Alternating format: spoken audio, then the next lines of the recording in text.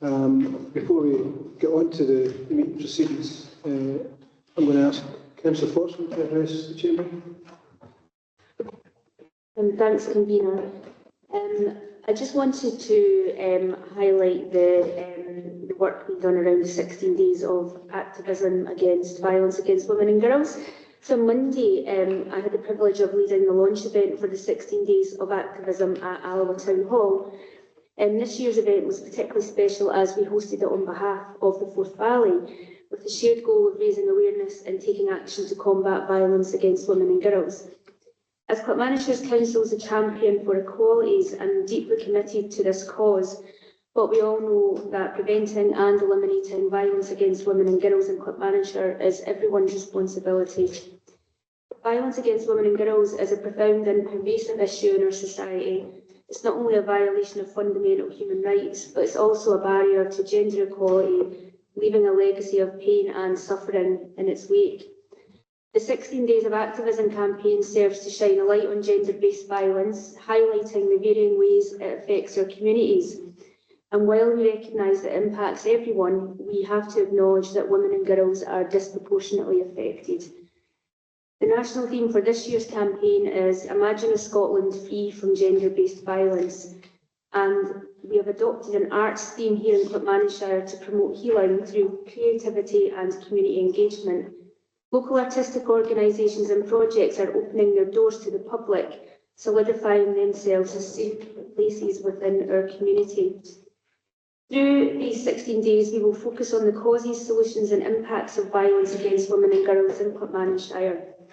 We are committed to raising awareness within our teams, with our young people, our elected members and other members of the community. And there are many ways for everyone to take action, from attending events to signing our pledge to end violence against women and girls. So in Clackmannanshire, we are committed to tackling gender-based violence head-on. We've built strong proactive partnerships that work together to prevent, respond to and eradicate this violence. We firmly believe that violence against women and girls is never acceptable and it should never be considered inevitable. To further our commitment, we have strengthened our partnership by adding new resources to ensure that women and girls feel safe at home, at work and in their communities. Our partnership understands gender-based violence through an intersectional lens and is adopting a whole systems approach. We're working across sectors such as the third sector, housing, employers, community safety, tackling poverty, children and families, education, justice and health and social care.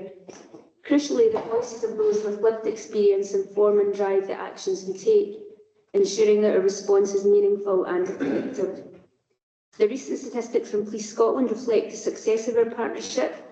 The number of reported domestic abuse incidents in Clackmannanshire increased from 656 to 730 between April 23 and March 24.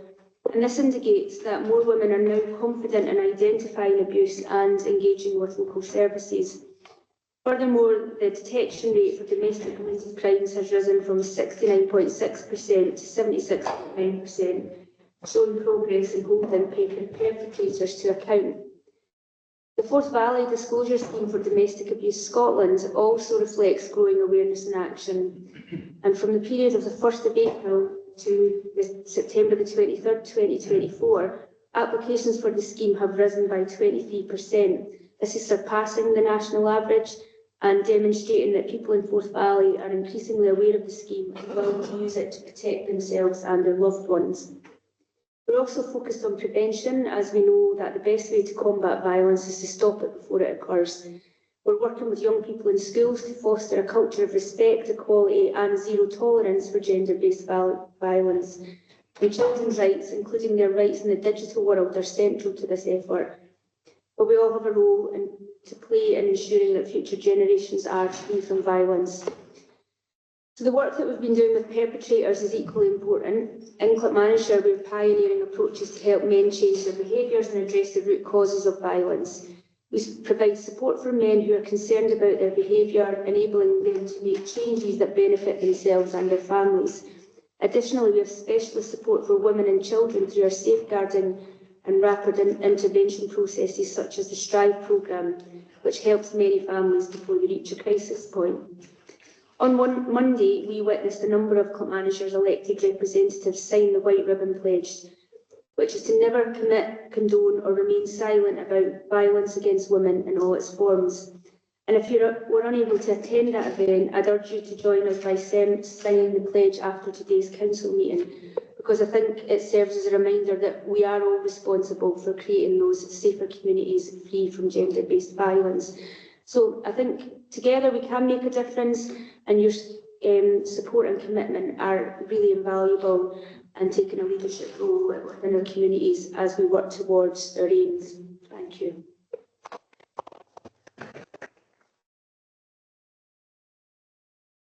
Thanks very much, Councillor Forson. And I was fortunate to be one of the ones who was able to attend on Monday to that event.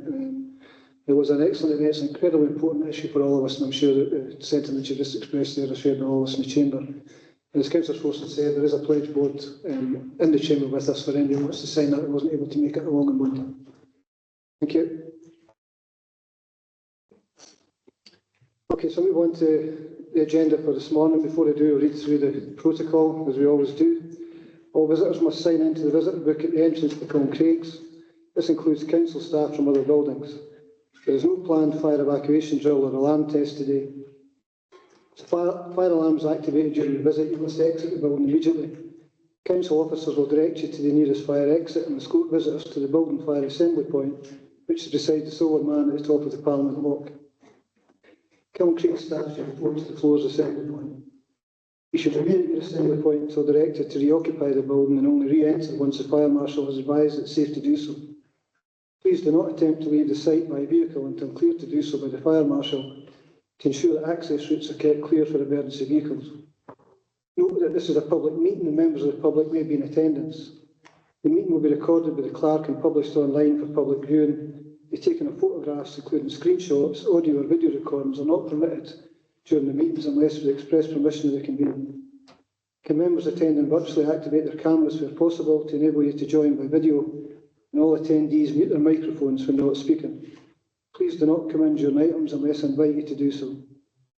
If members attending virtually wish to speak at any point, please indicate by clicking the raise your hand button. Members in the chamber should also raise their hand. I will bring you in at the appropriate time. If members have not been able to access all papers for the meeting, please indicate that just now. We will hear each of the items set out in the agenda. I will invite the officer to present the paper, and members will then have the opportunity to ask questions before we proceed to the debate and decision. Okay, just before we start the meeting, I just give a very warm welcome to Father Michael Carey, who's here for his first meeting here this morning. Very welcome to Clackmannanshire Council, Father. Do we have any apologies this morning? I don't think we got. No apologies, okay. Any declarations of interest? Sorry, Dennis. No, I was just going to say, Martha Benny's, I hope I submitted an apology.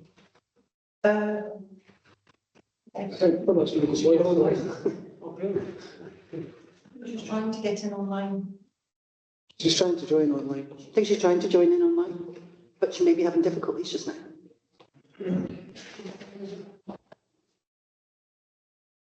Okay, do we have any declarations of interest for any matters on the agenda this morning? No. Okay, so item 3 on the agenda is the minutes of the meeting of Clackmannanshire Council from 1st to the 10th. As usual, we'll see on page at a time. If there are any issues on the minutes, please indicate. Page 7, page 8, page 9. Page 9. I believe it was me that moved the antisocial behaviour Use strategy. your microphone, please. Sorry.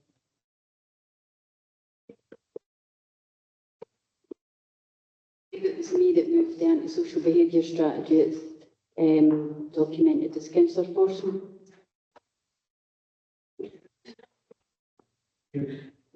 Thanks, we'll have that corrected in a minute. Page 10, page 11, page 12, 13. You can remove the question marks against Councillor Lindsay's name. It was he who seconded that one. On the second item on the page, the Wellbeing Hub. Yeah. Thank you. Page 14. Sorry, I think I seconded the social behaviour strategy as well. You think you seconded I think I did. Page 9. page 9? Yeah, sorry, the one that Jane said that she seconded, the page 9. Okay, well, we'll check that after the meeting.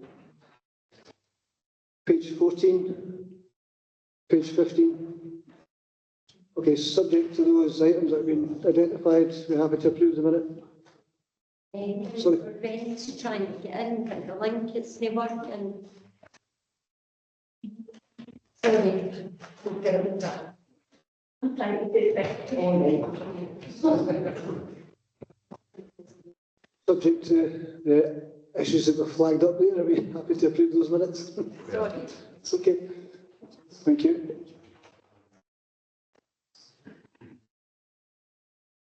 So, item 4 on the agenda is the Be the Future update. Nikki, to take us through it, thank you. Thank you, Convener, and good morning, everybody. So this paper provides the latest update on the Council's Be the Future programme. Following Council's agreement of both the forward plan and the top 3 priorities at the October meeting, this paper provides an update on the top 3 priority themes and sets out both the communication engagement high-level brief and the benefits realisation framework for approval. Council will also note that this is the first occasion on which a new format of update report is shared. The format of this is progress on the top 3 priorities, the update per the agreed forward plan, which on this occasion is the communication and engagement high-level brief, and finally a section for any other items requiring council approval. On this occasion, the benefits realisation framework. Appendix A of the report is a 1-page graphic representation of the proposed benefits realisation framework. Following discussion with the Be the Future board, this is purposely being kept simple to ensure clarity over the dimensions of the programme which we intend to develop a report on. In short, there are 3 tiers of indicators proposed, which demonstrate a combination of progress and improvement as a result of, firstly, the programme as a whole, secondly, at the thematic level of sustainable inclusive growth, empowering families and communities, and health and well-being, and finally, at the micro level of individual priority projects. Subject to Council's approval, the full suite of indicators will be agreed, starting at the individual project level, and these will form the basis of future reporting to both the Be the Future Board, Council and to stakeholders. Appendix B sets out the high-level brief in respect of our proposed communication engagement transformation work. This brief will be used to procure external expertise to develop a detailed scope, make recommendations and propose an implementation plan. The work is seeking to make recommendations in respect of 2 distinct but related strands of activity which focus on the Council's internal and external communication strategy, and also how we promote and facilitate community leadership and participation. A core stakeholder group will be established to work alongside the external resources once appointed. I'm happy to take any questions on the paper. Okay, thanks, Nikki. Do we have any questions on the paper? No. Councillor Coyne? Convener, just the digital service, page 18, section 4.5, near the end of the section it says that these number of applications in development include, and it bullet points 2 on. I just wonder if there are any other significant ones in that section.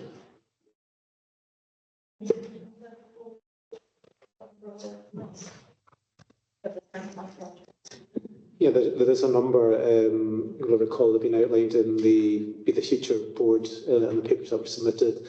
There's online sensors, housing, there's environmental projects going on, but I certainly forward on to all elected members again with the number of projects that are in the Internet of Things that we're looking at. Thanks. It's really just to let the councillors share that information. Just on that point, Councillor Coyne, all councillors should have access to the Be the Future board papers now following agreement by the board to share those. So we'll make sure of that. But the pipeline projects schedule is constantly being updated. as the people that are leading on the work are consulting with services all the time, looking at where we can look to develop new applications. So just when I spoke with the officers just recently, there were new ones that were coming on stream that suggestions are coming forward from services. So we'll keep refreshing that. Thank you. Any other questions? No? Thanks. Okay. Councillor Forson to move the paper. Thanks, Convener. I'm pleased to propose the report today, which provides a comprehensive update on the progress we've made in delivering key priorities and initiatives set by this Council through the Be the Future programme. The paper reflects our ongoing commitment to improving services, strengthening community partnerships and advancing the strategic objectives that we've collectively agreed upon. And I'd like to highlight several key points from the report. The benefits realisation framework, this is an area highlighted as required in the best value audit. So I'm pleased that this has been developed to ensure that the intended outcomes of our initiatives are measured and delivered effectively. This framework is designed to track progress against specific objectives and identify the tangible benefits for our community. By adopting this approach, we can assure accountability and transparency as we continue to implement our strategies, whilst also allowing us to make data-driven decisions to maximise the impact of our investments. The communication and engagement strategy is a key part of our approach to fostering greater collaboration and involvement from our community, and as outlined in paragraph 4.8, this strategy provides a high-level brief of our approach to improving communication with local residents, stakeholders and partners. The strategy emphasises the need for clear, consistent messaging and accessible channels for engagement, ensuring that all members of our community can participate in discussions and have their voices heard. We're committed to delivering this strategy effectively, and the actions laid out will ensure a more inclusive and transparent process as we move forward with our projects. The Council is also asked to note the progress being made in delivering the 3 priority themes previously approved by us, and I believe that we've made measurable headway in each of those. The report outlines the actions taken, the milestones reached, and the positive outcomes that have been achieved thus far, and our work on the priorities is helping shape a more resilient and thriving community, and I think it's important that we continue to build on the momentum. In addition, the report provides an important update regarding the Strategic League for Collaborative and Community Partnerships. We know that this position plays a pivotal role in strengthening our efforts to engage with community groups, local organisations and partners. As outlined in paragraph 4.9, we are making progress in the recruitment process for this role. It may not have been as quick as members would have liked, but progress is being made. And I think once filled, the position will be instrumental in driving forward our collaborative initiatives, delivering those partnerships and ensuring that community-led projects are supported and delivered effectively. So in conclusion, the progress outlined in the paper demonstrates the significant work that has been achieved and the continued commitment of the Council to the priorities that we've set. With the successful implementation of the benefits realisation framework and the communication and engagement strategy, and also the progress in the key recruitment and community engagement initiatives, I think we're on track to make a lasting and positive impact. Thank you. Thank you. Councillor Lindsay to second. Thanks, Convener. Not a huge amount to add from me, but just to thank Chief Executive for continuing to bring the update forward on the Be the Future programme, which outlines the progress against our top 3 priorities, which we have agreed as Council. Particularly pleased to see the progress around the digital and data transformation, rollout of 365, which is critical to the business operation. The progress that continues to be made within the workforce strategy, which is ultimately critical to ensuring we have the right people in the right place across all of our services and operating within our means. The communication and engagement strategy is something I think that all councillors have stressed, which is of real importance to us in terms of highlighting the progress of work that we are doing, showcasing the good work and highlighting how we work better with local communities and how we engage better with local communities, particularly around the operation of our services and budget. There's obviously progress as outlined with the Council Lead in terms of the strategic lead for community partnerships, not the kind of progress that we were looking for. We'd hope to have that post recruited. It's a critical role in terms of taking forward key pieces of work not least some of the work around our communities, Tillicudry and Sauchie in particular, amongst an array of other work. Hence why I think it's been particularly difficult to recruit an individual with the skill base that perhaps we are in the area of expertise that we are looking for. So I know there's a range of different approaches and strategies being looked at to ensure that we try and fill that post, which, as I say, is critical to working with our communities going forward. So nothing further to add. Welcome the report once again, and yeah, comments. Thanks. Okay, thank you. The paper is now open for debate. Any wish to debate? Any further? No? Okay, so the paper is asking us to approve the benefits realisation framework in Appendix A, paragraph 07, to approve the communication engagement strategy high-level brief in Appendix B, and the approach set out for its delivery, paragraph 4.8. We're also asked to note the progress in delivering the 3 priority themes approved by the Council, and to note the update in respect of the strategic lead for collaborative community partnerships. We'd be happy to approve the paper. Thank you.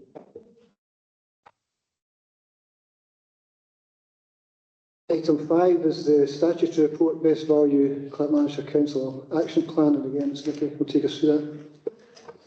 Thank you, Convener. So this paper presents the Controller of Audit's statutory report on Clackmannanshire, along with the Account Commission's findings. It also sets out the Council's proposed action plan to further improve on our approaches. Council has previously seen the information which formed the basis of the Controller of Audit's report at your August meeting in the report from Deloitte, the Council's external auditor. Since that meeting, the Accounts Commission has published its findings, and the leader, strategic directors, Section 95 officer and I also met with the Chair and Vice Chair of the Accounts Commission. Appendix 1 of the report sets out the Controller of Audit report and Accounts Commission findings in full. Appendix 2 sets out the proposed action plan. Council will note that the Council has made good progress since earlier best value reviews, and this provides a solid foundation from which to deliver the action plan set out. Council will note that the majority of actions are either further development of existing work or were already planned, which is also hopefully reassuring. The most significant issue flagged is that of financial sustainability, a subject which is the subject of much of our work and discussions as a council. For this reason, the action plan and our discussions with the Accounts Commission highlighted the significant importance of continuing the considerable investment being made in both promoting awareness and understanding of the context and work which has been taken forward over many years in Clackmannanshire to deliver financial sustainability. It also sets out the more formal lobby routes which are being pursued by the leader and chief executive as part of pre-budget engagement, and those continue as we sit here today. I'm happy to take any questions on the paper. Okay, thanks, Nicky. Do we have any questions? Councillor Coyne. Thank you, Convener. Page 28, the top 4 priorities mentioned by the report. How are we progressing on those? Have we started some actions from those? Thank you, Councillor, for the question. It was interesting, actually, because I think in probably all areas we had work in train, and we're probably at quite an advanced stage on a number of these things. I think what we found was that we perhaps needed to pull together some of that work so that it was a little bit more accessible for both the auditors and stakeholders. So that's something that we're trying to prioritise just now. We think we had a lot of the foundations there already, but we do need to do a bit more to further improve on those approaches. Councillor Law. Do you think the Commission's finding downplays the work we are doing in this aspect to try and get it to be financially sustainable in the current climate that we're in? That's not the easiest question, Councillor. I think that we would tell the story probably a little differently. When we met with the Commission, we were very clear about that. We set out that we're a very open, transparent council. We share the information about our financial sustainability, or regular briefings for members, and much of that is in public as well through the regular update reports that come to council. I believe that if you look at the track record we've had in terms of delivering on our transformation work, on the level of savings that we've already made, what we're doing in terms of collaboration and partnership working, yet we are still struggling with financial sustainability. And we've described that as being down to other more systemic issues that need to be taken account of. So I think that would be the narrative that we would perhaps play forward. It's less clear coming through in the reports that we've seen, but we have had that discussion with both the Controller of Audit and the Accounts Commission. Thank you. Councillor Coyne. Thanks, Mayor. Page 37.10, it says that the plans to agree individual development plans for members would be done by the 30th of September 2024. Can we expect a programme coming forward now of education for elected members? I'll ask Ali to take that question, Councillor. Thank you.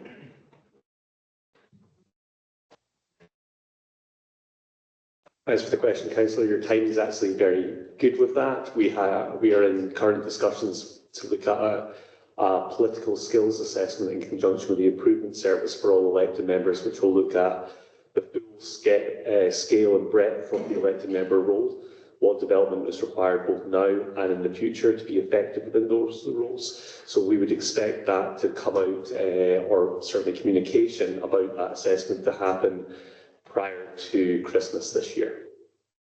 Prior to Christmas. Nice present for us all then. Thank you. I'm starting to wonder if you prompt that question from you. Any other questions? No? Okay, thank you. Councillor Forson to move the paper. Thanks, Convener. I'd like to propose the paper that builds on the positive feedback we received from the recent external audit report on the Council's performance and financial management.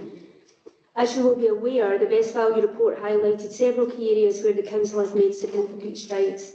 These include a clear vision with revised priorities, a streamlined approach to performance monitoring and effective leadership that ensures our priorities are well set. The report also acknowledges our work in engaging with citizens and communities, as well as focusing on addressing inequalities and tackling climate change. However, the auditors have rightly pointed out that whilst progress is being made, we must now ensure that priorities are supported by sustainable plans for delivery. And that brings me to the action plan contained within the paper before you today.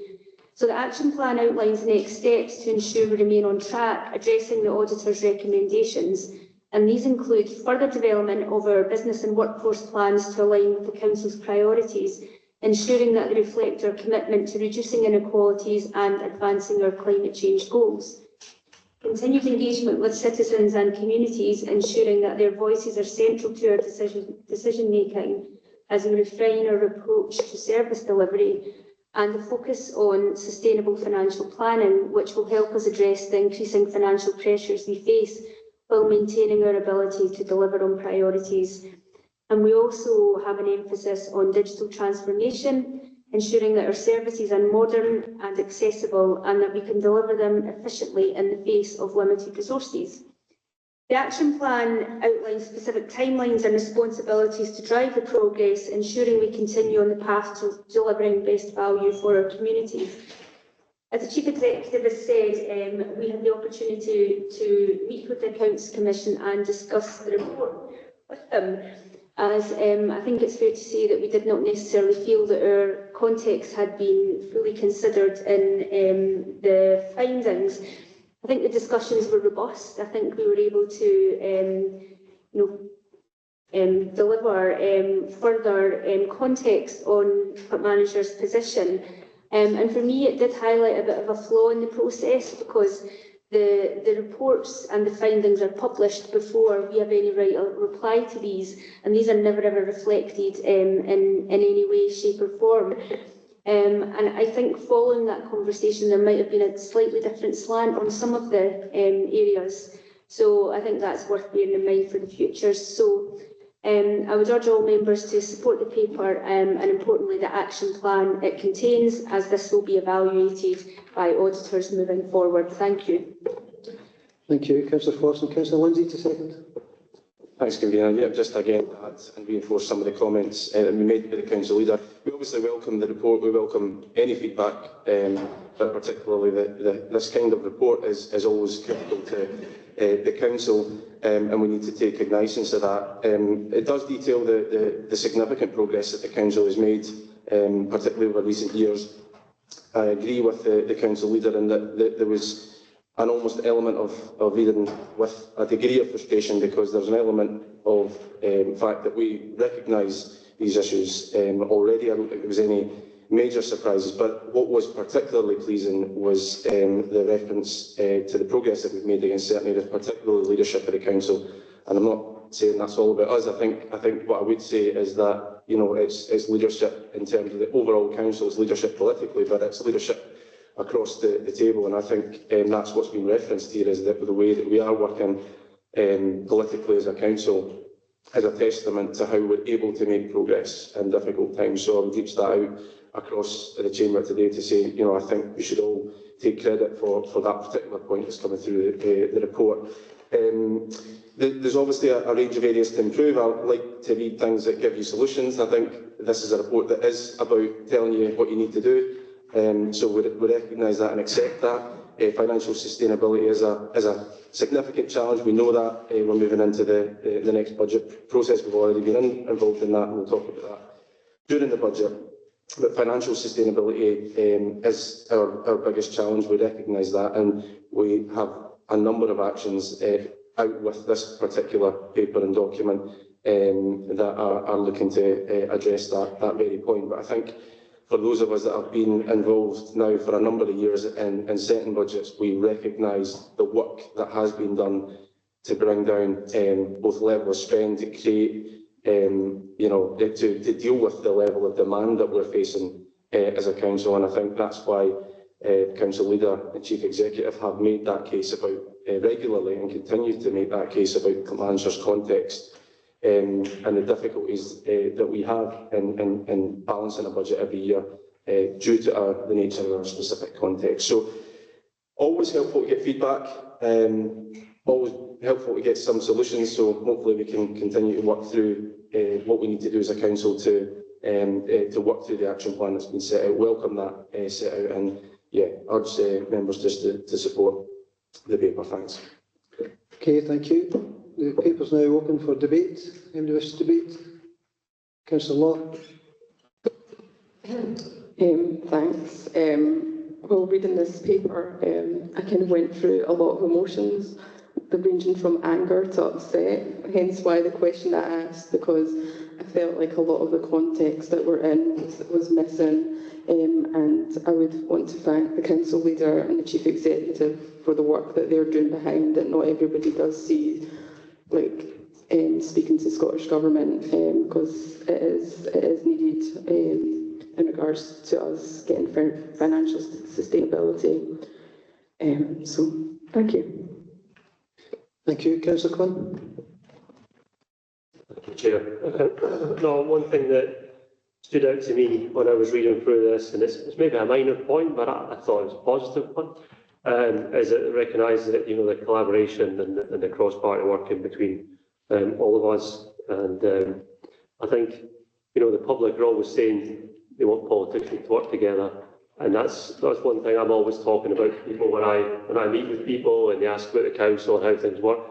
I say, well, you know, we get together and we talk about things. So, you know, there isn't conversations that are off limit. There isn't, you know, there isn't any kind of conversation, any topics off limit. And there's a lot of challenges here.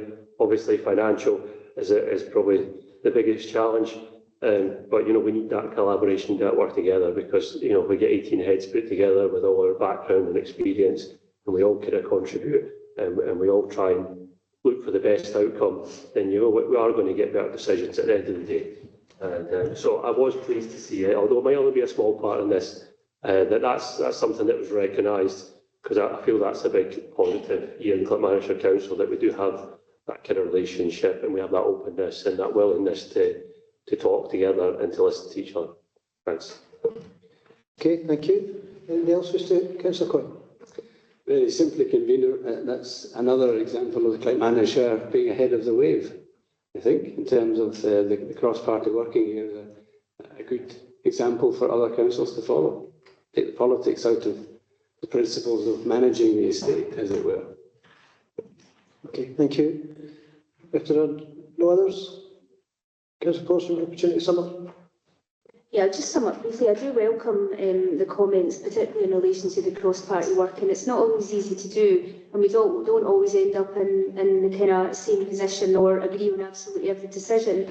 But something that is highlighted throughout the auditors' report, this one and previously, we have tough decisions and difficult decisions to make, and we can't shy away from those. Because that's what we're here and we're elected to do. We're working in significantly challenging circumstances, and we do have to take decisions that reflect those. And I do welcome the conversations, robust as they might be, at some points across the chamber. Thank you. Okay, thank you. The paper asks us to note the Accounts Commission's findings and Audit Scotland's recommendations contained in Appendix A in paragraph C3, and ask Council to agree the action plan which is attached as Appendix B to the report. Are we happy to approve the paper? Thank you.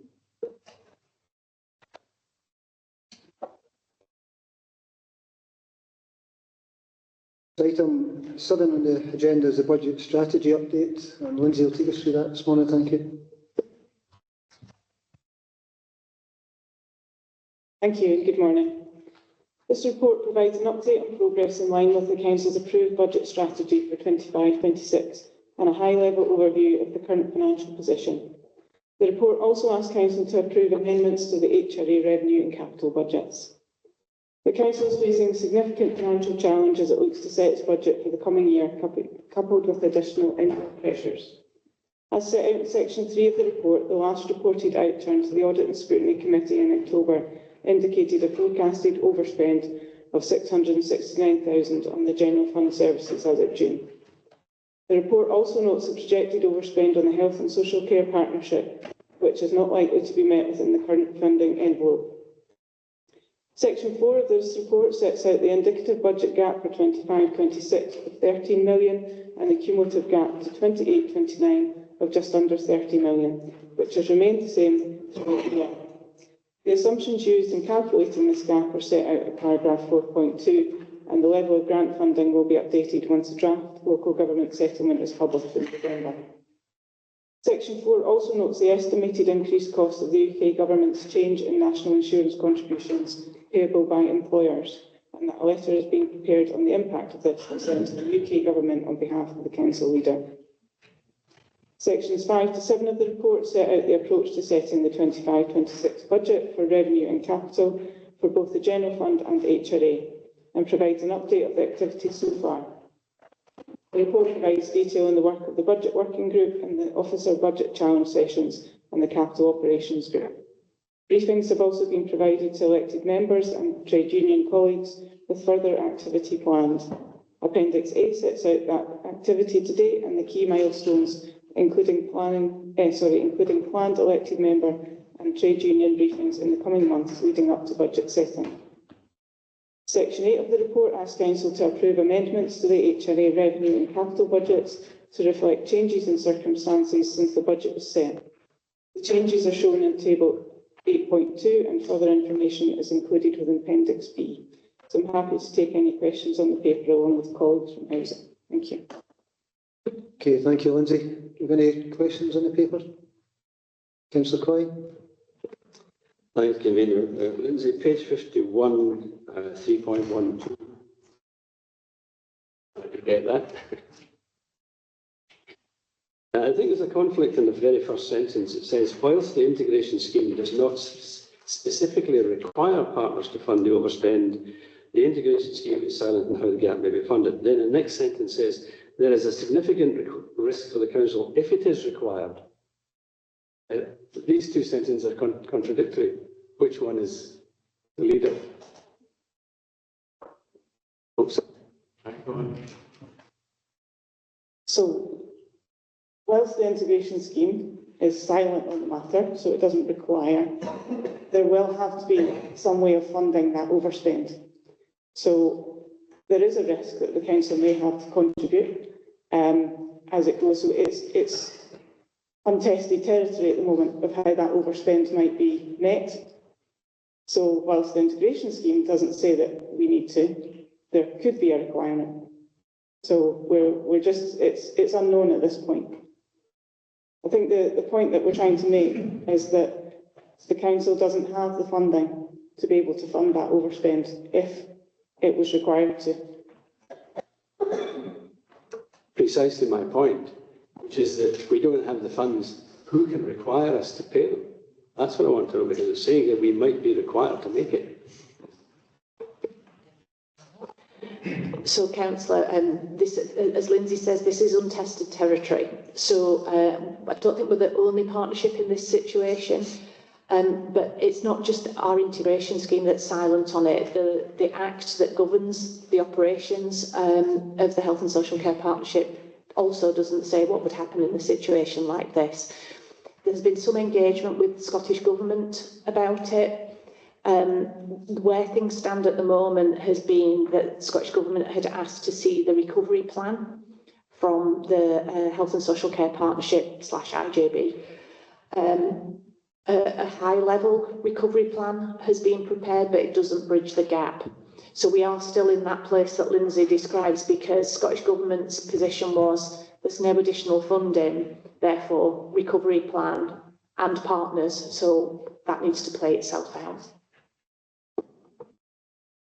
So you're saying that the Scottish Government could force us to pay this? Is that what you're saying? The honest answer is I don't know, because the legislation doesn't prescribe for it. So it is genuinely a very novel situation in the sense that it's not happened before. My starting point would be if we don't have the money, we can't give it. That's kind of where I'm sitting on this one as well, I have to say. Okay, well, we'll leave that moving now to page 53, 5.2. The last sentence says, which may mean that the council may struggle to fully meet its statutory service obligations for 25-26. What does that trigger? If we get to that point, what happens next? Again, a similar answer to the previous one. Again, it has been untested in a lot of areas, so it's unknown. So some of our statutory obligations, there's not. I don't know if I'm going to help. Yeah, thank you. Thanks. So I think you've got different things that happen. So if you look when we get the settlement, sometimes certain statutory service provision is prioritised within the distribution. So when we get our settlement, we may be required to perform to a certain level around some of those statutory services. So a potential impact from that would be loss of funding if we were unable to meet that threshold. But also there is separate pieces of legislation that govern all the hundreds of range of services that we provide as a council. They would have differing potential actions that may, or sanctions that may occur as a result of us being unable to fulfil those statutory responsibilities, but untested. So it may be, could be potential legal action or financial penalties depending on what the individual situation was around individual statutory services. There's no sort of blanket homogenous answer that, this is how it would happen.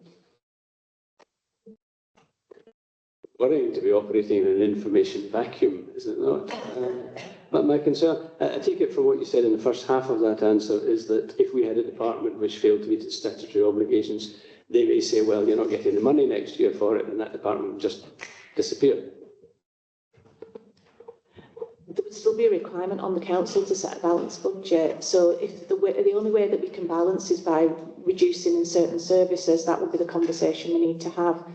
It's an interesting part of the lobbying discussions we're having with Scottish Government officials just now, because one of the questions we've asked is, given that we are needing to look at potentially taking savings in statutory service delivery areas, what would be the implications of that, and what would the government's response/reaction be to that situation? As yet, we've not got an answer. We provided various pieces of information in confidence, and as it happens, I've got a further meeting with Scottish Government officials this afternoon after this meeting So we continue in that space, but ultimately it will depend on what's in the national budget, the national settlement for local government, if there's any particular requirements that are set out as part of that settlement and distribution. And then beyond that, we'd need to look at what flexibility there could be locally, potentially. Okay, thanks. Great situation. I think that might be me. No, there was one further question. No, I can leave that one. It's going back to the beginning, and I don't want anyone to get offended by what I'm about to say. 2.1.3, it says, a letter to the UK Government on behalf of the Council leader in respect of the financial impact of the changes to national insurance contributions is being prepared. Now, I don't for 1 minute suggest that there's anything that should give us a problem, but just the principle of the thing. It's not this particular item. The principle of the thing, if the council leader is writing a letter to Scottish Government, is that on behalf of his or herself? Is that on behalf of the council? If it's on behalf of the council, should the council have a view of that before that letter goes forward? So the request that we've received is to prepare it on behalf of the council leader. So, as you know, any councillor can request support or assistance in preparing either letters or reports and so on. So it fits into that space. If council was minded to make a representation as a collective, that would follow the sort of protocol that you say, and it would be shared with everybody. But you will understand within an officer report, we can only report what we've been asked to do. We could recommend that council does something. That would be for you to determine. Perhaps I can ask the council leader then. Is she writing on her own behalf or on behalf of us all? Your own. No problem. Thank you, Councillor Coyne. Thank you. Councillor Rennie, to be followed by Councillor Martin. Sorry, folks, I'll try and speak, but I'm not very well. But so apologies if I give it to you all, but had IT issues, as you might have imagined, from all the carry on. So apologies for this question as well, because it kind of touches on the previous paper, which I was trying to belt down quickly enough to ask.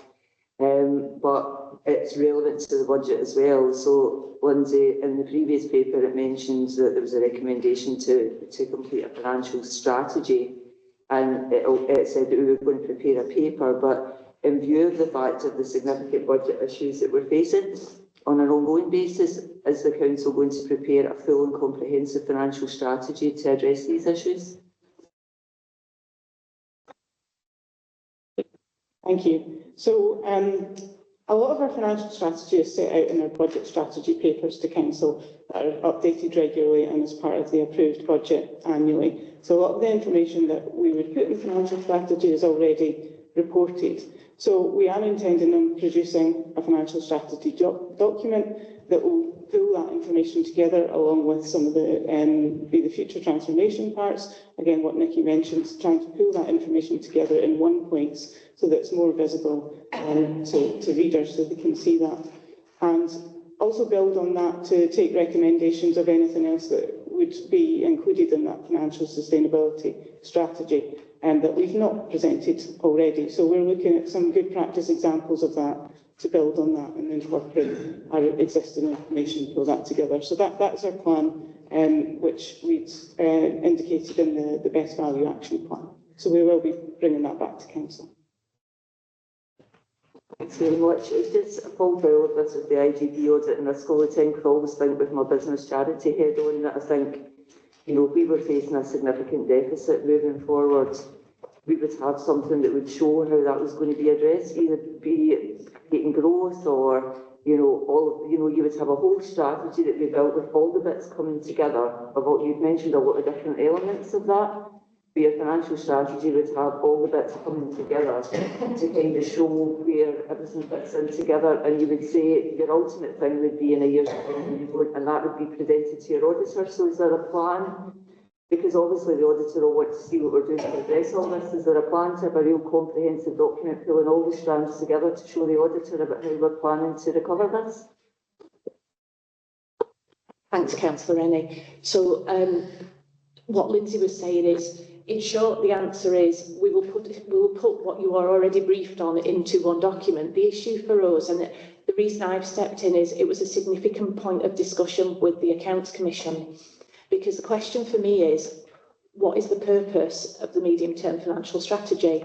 Surely it's to understand your position and understand the impact of any actions that you take, that you either have planned or have taken so far, and the impact of any future actions. If you know that that outcome still doesn't get you to a place of delivering financial sustainability, which is part of the conversation we were having, you know, the purpose for having the medium-term financial strategy as a document was saying we've got all the elements. So if you look at all the briefing that you get just now, we set out the impact of all of these things. You get the regular budget strategy reports, you get the regular budget briefings that we do for all members, very detailed preparation in terms of the actual budget work. You get regular updates on transformation. There's regular updates on things like workforce strategy, digital, and so on. So we're saying that all the elements are there. We know, we already know, we look ahead that this is, you know, that's why we're now having to look at statutory services, because even with all the actions we've taken, this council has made, since 2010, when I joined the council, we've made £71 million worth of savings. Our current revenue budget is only 161 million. So that gives you a sense, just on that metric alone, in terms of the sustainability point, that there is some more systemic issues that underpin the council's financial sustainability as we move forward. However, just to loop back to your original question, what we said to the Commission is, we can tell that story because we've got all of those elements. However, we will pull it together in one document and it will come to the same conclusion, but we will do that. Thank you. And just on the back of that, and just what's already been mentioned, I appreciate and think it's a good thing that Ellen's writing to ask about the national insurance contribution, because I'm aware there's extra money coming, and I hope that will cascade down to councils and not just be absorbed. So I think that's really good. But also, I would like to ask if we have an intention to write to Scottish Government to ask if the additional money coming from UK Government will cascade to councils, or whether that will be absorbed, because I think that's maybe a discussion to have with COSLA. I wonder if that's been done to make sure that happens.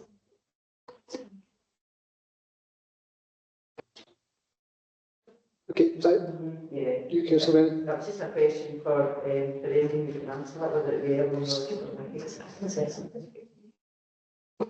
Thank you. So there are discussions going on through COSLA, which is what the leader was indicating across the chamber.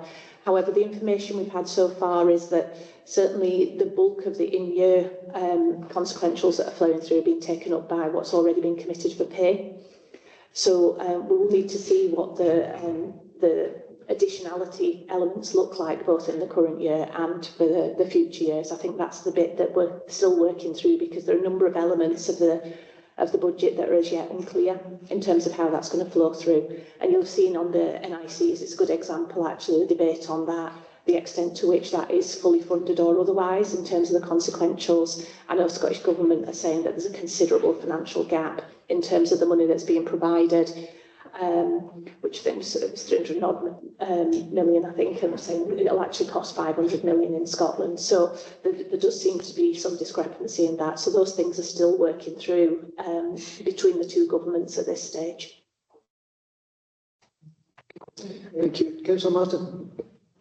Yeah, going back to the health and care the partnership, and Mrs. questions, do you see new legislation arising from these overspends and the fact this is untested? It's just astonishing that there's nothing in place to cover this, you know, especially given that we're so short of money. So thank you for the question, Councillor Martin. It is a significant theme within COSLA's budget pre-engagement strategy around funding for health and social care. I think there are a number of partnerships that are in not dissimilar positions to our own. I mean, one of the things that we've shared in our council discussions with government has been the fact that if you look at the amount of the resource transfer on integration for us, we used to spend about 17 million in Clackmannanshire. The resource transfer is now something of the order of 28 million. But when I speak to the interim chief officer on that, he said the bulk of that money is paying for pay, be it either through staff that we directly employ or indirectly through commission services and third-party payments. So other partner providers that support us in providing services through health and social care. It's not contributing to growth, particularly in terms of additional hours or placements for people that receive those services. Obviously, that's the inflationary pressure, which is a huge amount in that service. You can see it quite clearly there, but that same principle is writ large across the vast majority of council services, where particularly in Clackmannanshire context, we've got significant growth and complexity of need that we're trying to support at the same time as all these additional financial pressures that are coming on the council and trying to deliver those services. So it's a really important point. It's one that we're promoting both locally as a council, but certainly on health and social care, it's one that's been picked up nationally too. It's good to know that it's being fed back, because I mean there's every chance that it's going to be a continued situation, and they're going to come to terms with this and get some sort of consistency in there, because you can't be hunting around for all these millions at the end of the year, and people need services. So thank you. Do you agree? Sorry. Thank you, Dennis. Sorry. Thank you. Councillor Law? I'll use the do you agree? Just in relation to the previous question, 4.4 is estimated that the increase, this will be in regards to the national insurance, will add an additional 2.5 million to the council's pay bill. Whilst there will be additional consequences, which I believe is due to the Barnett formula for Scotland, as a result of these changes, it's recognised that due to the size of the public sector workforce in Scotland, this may not cover the full additional cost. That was the do you agree? Yes. Any further questions? No? Okay, thank you, Lindsay. Councillor Forson to move the paper. Yep, I'm proposing this report that outlines the key recommendations regarding the financial position of the Council, particularly in light of the challenges we face for the upcoming year and beyond. The report highlights not only the immediate financial pressures, but also the ongoing risks that could impact on our ability to deliver essential services to the communities. First and foremost, the forecasted budget challenges for 24-25 are significant. We're projecting a funding gap of 13.012 million for the upcoming year. This is a major concern that requires careful consideration and planning as we seek to navigate the financial uncertainties ahead. In addition to addressing these immediate concerns, we're also making progress on the approach for the 25-26 budget. A key aspect of this process is engaging with our stakeholders, and I'm pleased to report that just this week our budget engagement video went live, which encourages people across our communities to share their views and priorities, ensuring the voices of our residents play a central role in shaping our financial strategy. However, it's not just the local financial challenges that we must contend with.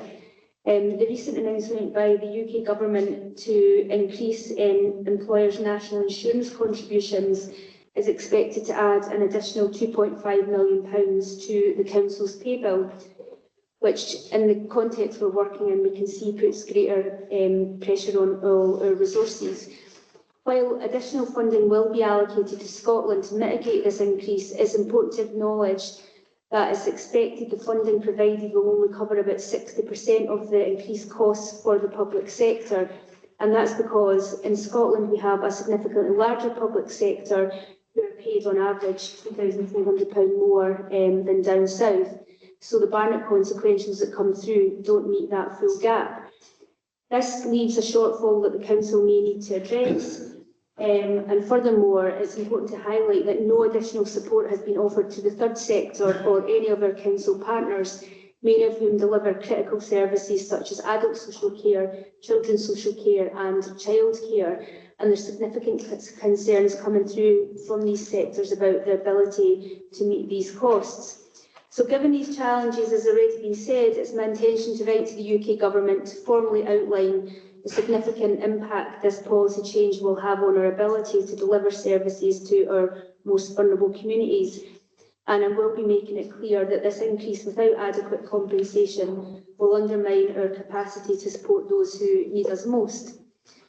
Beyond these structural financial challenges, there are also several in-year risks that could affect our forecasted outturn, and these risks include increased demand for services, particularly in childcare and education, rising costs from service providers due to pay increases and inflation, higher capital costs from our suppliers, the ongoing cybersecurity risks that continue to pose a threat, potential reductions in government funding, the cost of living impacts, such as the withdrawal of the winter fuel allowances, and of course increases in energy prices. So all of these factors contribute to an atmosphere of ongoing financial uncertainty that the Council must navigate, and as a result it will likely that we will face challenges in meeting our budget targets and ensuring the continued delivery of services. I think we've all had discussions in the budget sessions around these.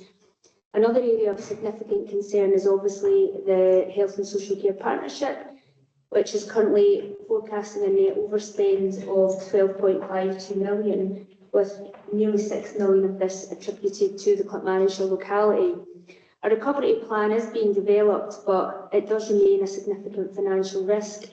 And should the overspend continue, the Council may need to make additional contributions, which I think we see from the position of our reserves will be extremely challenging. And given the financial pressures we're facing, there's really no capacity for additional contributions in this year. In response to many of these challenges, both myself and the Chief Executive, supported by the Strategic Directors and the Section 95 Officer, have engaged significantly with the Scottish Government and COSLA.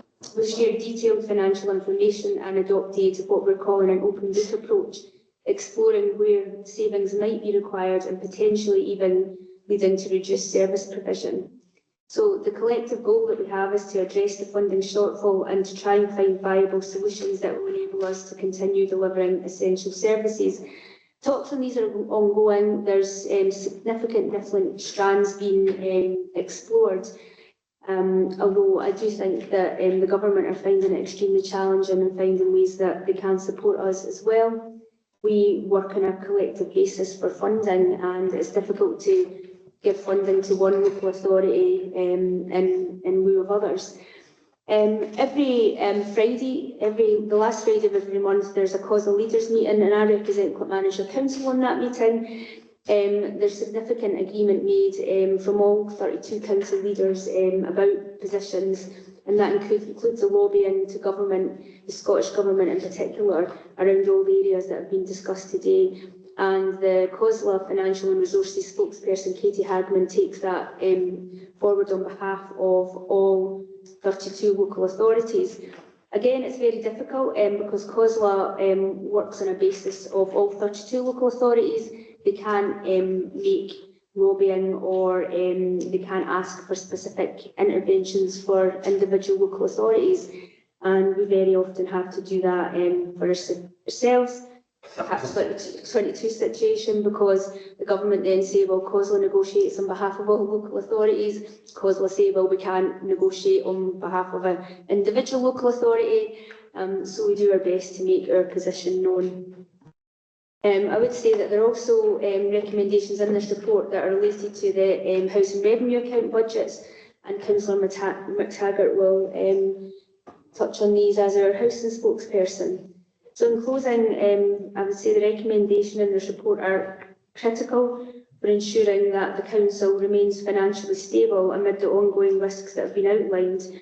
And whilst the challenges are significant, our collaborative efforts with stakeholders and our proactive engagement with government partners are the key to finding the best path forward. I am conscious that I did commit to organising a cross-party session on the budget, which I have not yet done. Time has ran away with me. I will be organising that hopefully I was going to say early December, but that's next week. It may be mid-December, but that will come forward. We've all been furnished with the information and the potential proposals there, so hopefully we can continue the cross-party support to find a way forward on this. So can just ask for support across the chamber for the paper, as it represents a vital step in addressing our financial challenges and crucially safeguarding the services that we're providing to our communities. Thanks. Okay, thank you. Sorry? For amendment, please. Okay. Councillor Lindsay to second.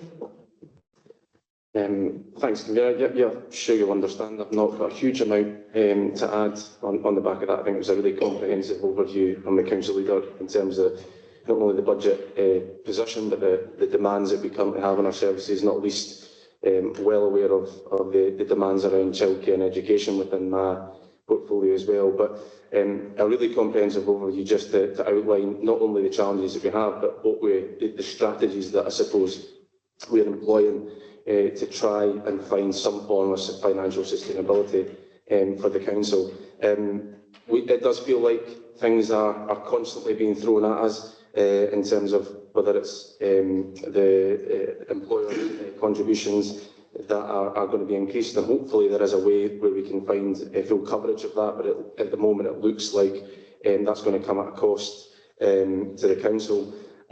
We obviously need to see the detail that's going to be in the forthcoming Scottish budget to understand our current position, but I think just to reinforce what Ellen's highlighted in terms of the work that she's been doing in partnership with the executive and strategic directors in particular as well, around making the case to the Scottish Government, not just about our particular context, of which we have a specific context, and I know other councils will make that same argument, but we do believe that we have a specific context, a specific demand on services that perhaps, and obviously the scale of the area, presents significant challenges to us.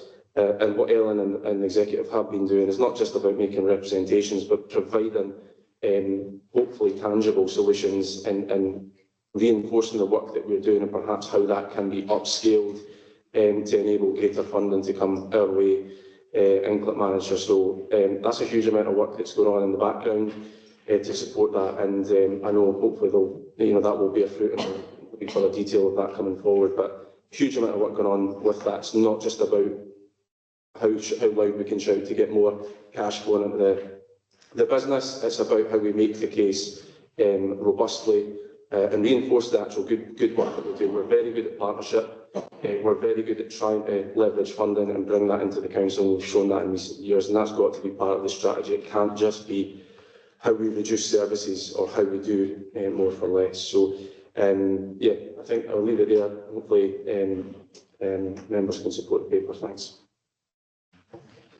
Okay, thank you. We would move on to debate. Just now have an indication of an amendment from Councillor Holden. Thanks, Convener. Just given some of the questions, some of the points that's already been made as well, I thought it might be helpful, perhaps carry more weight if the leader of the council decided to write to the UK government on behalf of the council, and not in a personal capacity. I think that would be more beneficial for the council. So in order to assist, we've already spoken about how well they all work together. So there'll be an amendment to change 2.13 to council agrees the leader of the council writes to the UK government in respect of the financial impact of the changes to NI contributions. That would then give her the authority of council, because without that she does not have that. Okay, do you have that in writing there, Councillor Holden? You could. 20 seconds ago, and Lee knows why I couldn't give it to her before, because our systems are not working that great. So. Yeah, so if you can give that to us in writing just now, we can have a conversation around the competence of the amendment.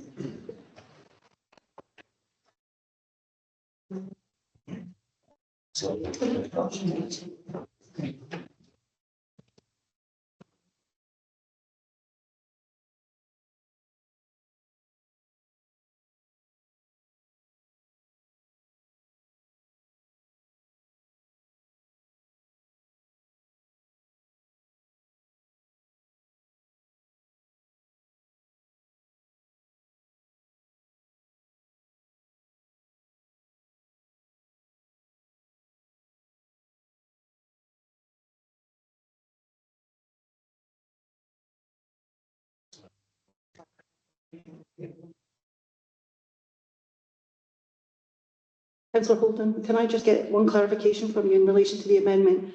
For 2.13, really all we're deleting in terms of that amendment is that the leader part. So in other words, it would be note that the council officers have been requested to prepare a letter on behalf of the UK government, a letter to the UK government on behalf of the council.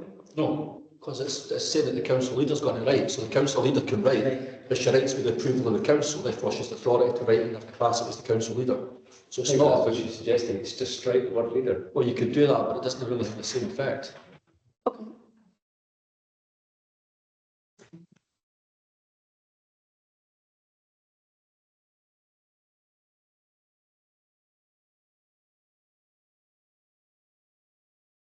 Councillor Holden, so the wording I've got here is that council agrees that the leader of the council write to the UK government in respect of The financial impact of NI contributions. Okay. Sorry, my writing's terrible. That's fine. So, are we all clear on what the amendment is? Yeah. Do we have a seconder for the amendment? Happy second. Councillor Lee? Do you want to speak to your amendment? I've spoken to it, I don't have a right to reply because it's an amendment. So. Councillor Lee, do you want to add to that? Anybody wish to debate the amendment? Councillor Coyne. I think that's the whole point of the amendment, is to give us a chance to debate it, to examine the merits and demerits of the amendment. So I can't see any harm in it. I take Councillor Holden's point about strengthening the impact if it's on behalf of, it's not a personal opinion that's going across, it's actually the entire council, or we hope the entire council, saying this is how we feel about this. I mean, that's my understanding of the reason for the amendment. And I think I can see the point in it.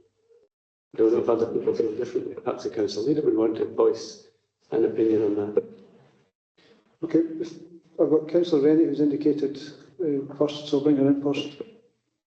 Just to say that after a very quick discussion, we support the amendment in terms of we would, and it's something I would have fed back to Councillor Forson in my part of the debate, would be that I think all parties, regardless, should lobby to ensure that the maximum amount of money comes to the local authority of any sort of recovery money that goes through. So I think we're all in agreement that that should happen. So we would support the amendment on that basis, that all councillors would be supporting that communication. Thank you. Councillor Forson. Yeah, I mean, I do welcome this because I think in the discussions around about the impact of this, it wasn't possible for me to say within the paper that was writing on behalf of the council because it's an officer's paper and therefore that really is a decision for council. I mean, it's one of these difficult things, I always think, because I attend causal leaders on behalf of the council. And when I'm there, I'm representing the council's position, but that doesn't always get the opportunity to go through full council, nor do a lot of my correspondence. I mean, I've been quite prolific in my letters to the Scottish Government over the last, in fact, over my time as leader, but particularly over the last year. And it's not always easy to kind of get approval of council for these, but I would hope that people would trust I would be acting on the best interests of council. And I perhaps need to reflect on how I ensure that everybody's aware of that correspondence kind of moving forward as well. But yeah, I think we'd be happy to support that amendment as well, because if it's got the full weight of council, it may be, I don't know whether it will, but hopefully it will hold a little bit more weight. Thanks. Okay, thank you. Anybody else? Are we happy to support the amendment? Okay, amendment's approved. We now go back to the main paper again. Anybody wish to debate the content of the paper any further? Councillor Rennie? No, that sort of answers part of my question, but and what I wanted to say, but I really did want to reinforce and not labour the point about financial strategy, just based on the fact that within any sort of organisation we would probably anticipate any pay rises, and I know it's been an ongoing issue, but if we were in business, for example, and I suppose any of us that have worked in business would know, we would anticipate and build into our budgets every year that there's going to be some kind of pay rise, and we would probably try and estimate what that would be, and we would build it into our ongoing strategy. So we wouldn't really fall into a situation where we had a huge deficit because we would have anticipated it. the risk I think here is that if we cut certain services, I can think of many that, there's a statutory requirement to deliver, then, potentially we could fall into financial penalties for doing that. So in some ways it doesn't resolve the issue, and I think, forward planning is always a really good thing. I'm going to make a slight political argument, as Ellen did, but I think council tax freezes for all these years have created problems for all councils across Scotland, and I would hope that wouldn't continue this year, because I think an ongoing deficit which carries on year on year on year probably comes a fair bit from that. And I'm not excusing other matters that have happened recently, but what I'm saying is that over the years would have had a significant impact as well. So we need to plan for all these kind of eventualities, and I think my debate really is that let's get into some real solid planning with contingencies built in for potential pay rises. Okay, thank you. Any other contributions to the debate? Councillor Coyne. Thanks, Convener. Yeah, just to acknowledge the enormous amount of work that goes into this process by a lot of people, councillors and officers. But I'm coming back to what's probably a simplistic and reactive approach to this HSC, Health Social Care Partnership money. I'm of the opinion that if we give the money away, then their problem becomes our problem. And I think if we are in a position where this funding has to be provided, it should be on a repayable basis. That's just my view on it. Thank you. Okay, thank you for that. Any other contributions? Councillor Holden. Just listening to Councillor Conley reminds me of the discussion that we had here, a very strange discussion where we agreed it was off record, and we had a discussion around whether or not we would provide the HSC period of funds that were requested at that particular time. My recollection is that we made it clear that that would be the last. That's my understanding of it. This would not happen again. They were made clear about that. It's easy to spend money, especially when it's not your own. Okay, thank you. Any others? Councillor Frost, do you want an opportunity to sum up on that? I welcome the comments. I think it's fair to say that we are in a difficult position. Just kind of coming back on a couple of them, we do plan, and assumptions for pay are included in our budget assumptions every year. I think we've assumed 2% kind of pay rise for this year's budget. It may come down that it's slightly above that. It's unlikely to be below that. But then that's something that is negotiated by COSLA and our kind of union colleagues. So it's difficult to kind of put different assumptions in. Most councils go between a 2 and a 3% increase in pay rises moving forward. We also put assumptions in relation to council tax, in relation to inflation, etc. I'm not going to disagree on the council tax freezes, and I've made my own personal view on any further freezes, very known to government and also within the COSA leaders arena, who again represent councils in those negotiations. And I completely agree with planning. It's very difficult though to plan ahead. Say for example, inflation, that went up significantly, and that had significant impacts on this council. If we looked at our PPP contracts last year alone, we had nearly £1 million in addition because of inflation, and that's out with our control, and we have very little ability to, we have no ability to reduce that. So that £1 million wasn't just for last year, that £1 million is added on year after year. Thankfully, inflation has come down, so the anticipated assumptions for that are a lot less this year. However, those are completely out with our control, and there's nothing as a council we can do to impact the inflationary increases we face there. These are decisions that were taken way before most of our time, and we have to deal with them. And I think as a chamber, we just are quite pragmatic in kind of getting around the table to deal with these, and we try not make it, kind of political point scoring, because we've got situations to deal with and we have to meet them. Thanks. Okay, thank you. Subject to the change at 213 from the amendment that's just been approved by council, we're happy to approve the paper on that basis. Yes. Thank you.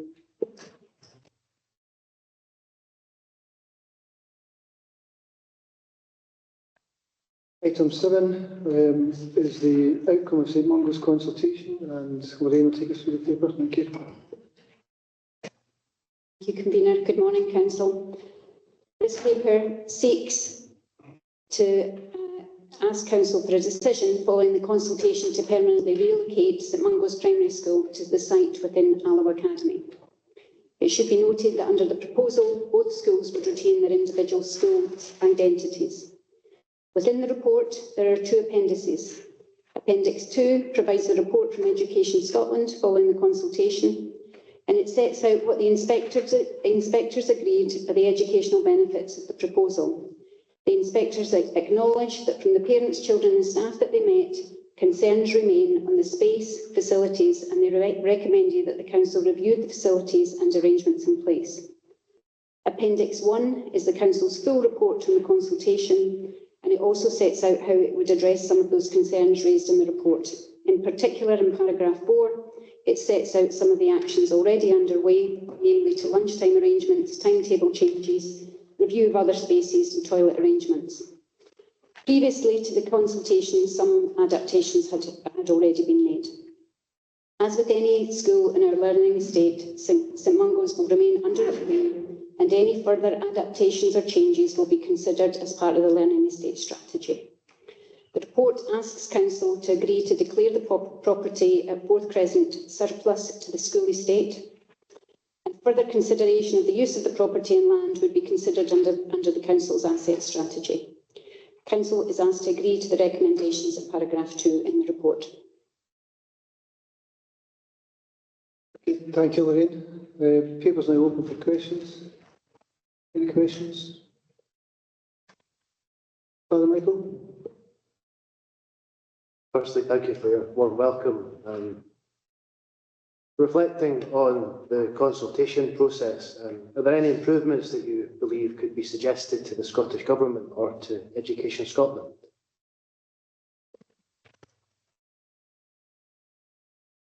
It's a very good question, Father. Not that I can think of immediately in terms of the process. I think it is a difficult process for everybody. It's very long and can be protracted, and certainly the uncertainty for pupils and parents and staff in the school, as well as officers at the council, is part of that process. But it's in legislation. We followed the guidance, and we didn't have any particular issues with the way that that guidance was implemented in Clackmannanshire. Considering that 83% of the respondents opposed the proposal during the consultation, and given the Council's commitment to ensuring the voice and agency of the citizens remain central to decision making, how will you ensure that that 83% are respected, heard and acted upon as we move forward, regardless of what today's outcome is?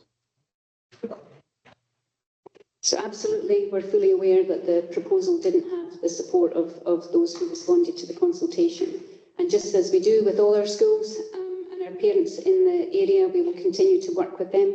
Consultation is not always about getting your view, it's about actually considering all the facts, and that's what we had to do in this case. I appreciate that means that some of the parents and staff and perhaps the church itself will not be happy, but we would like to continue to work with everybody in a way to get the best outcome for our learners. Just a few more questions, if that's okay. There's been some unease about the March 24 Council report suggesting that children had access to science labs and home economics kitchens on page 90 of the report.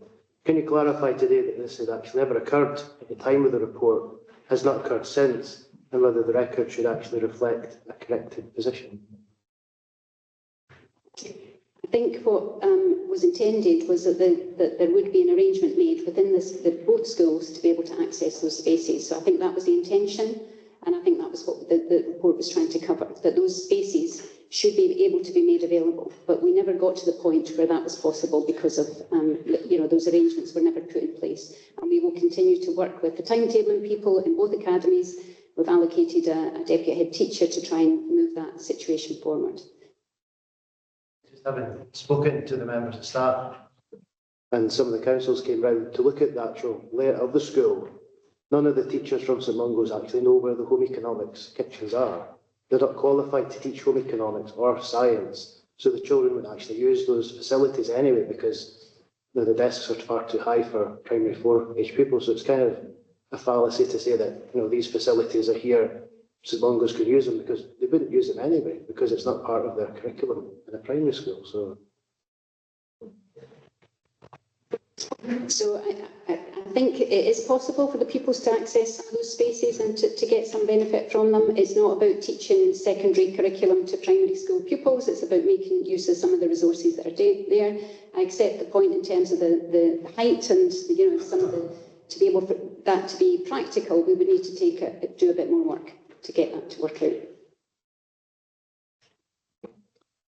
On a similar theme, referring to page 73, can you confirm for the record today that the statement, quote, PE staff from the Academy currently deliver PE lessons to St Mungo's is actually incorrect? It's actually a visiting PE teacher that goes in to teach PE to the primary school.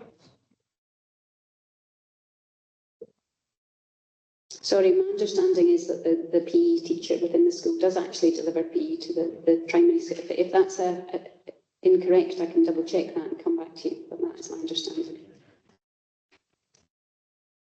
One final comment. Before I conclude, I've been asked to say thank you to the Parent Council from St Mungo's. They've put in a lot of work over the last couple of months. Sorry, Father Michael, I appreciate it's your first meeting, but at this stage it's simply questions to the officer on the paper. If you've got a statement. Remark, that's always good to say. Sorry? Just a concluding remark, that's always good to know. If it's framed as a question, then you can do it just now. If it's not, we can do it as part of the debate. Sorry.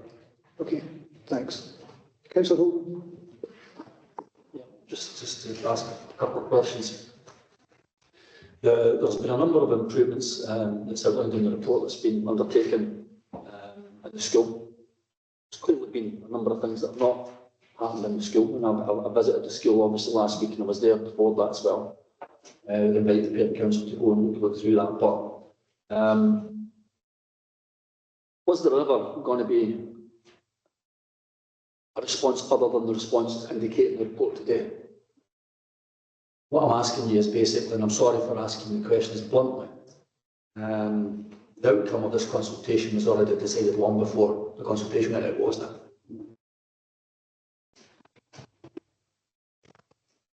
I would have to say that I disagree, Councillor Holden. I don't think that outcome was decided in 2018.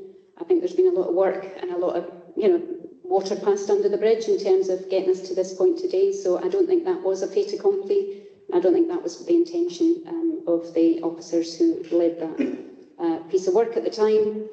I think we are where we are today, but it wasn't a pre-decided decision. At the point of the consultation beginning. Not years before, at the point of the consultation. Apologies. Apologies, sorry, I thought you meant from 2018.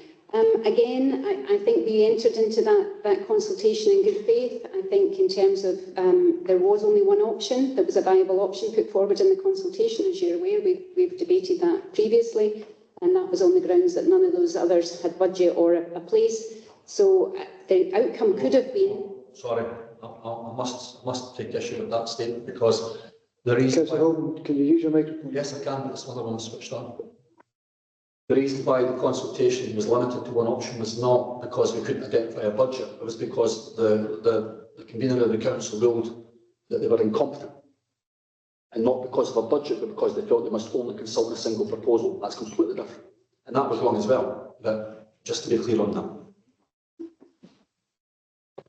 Okay, accept what you're saying in terms of what your view is on that point.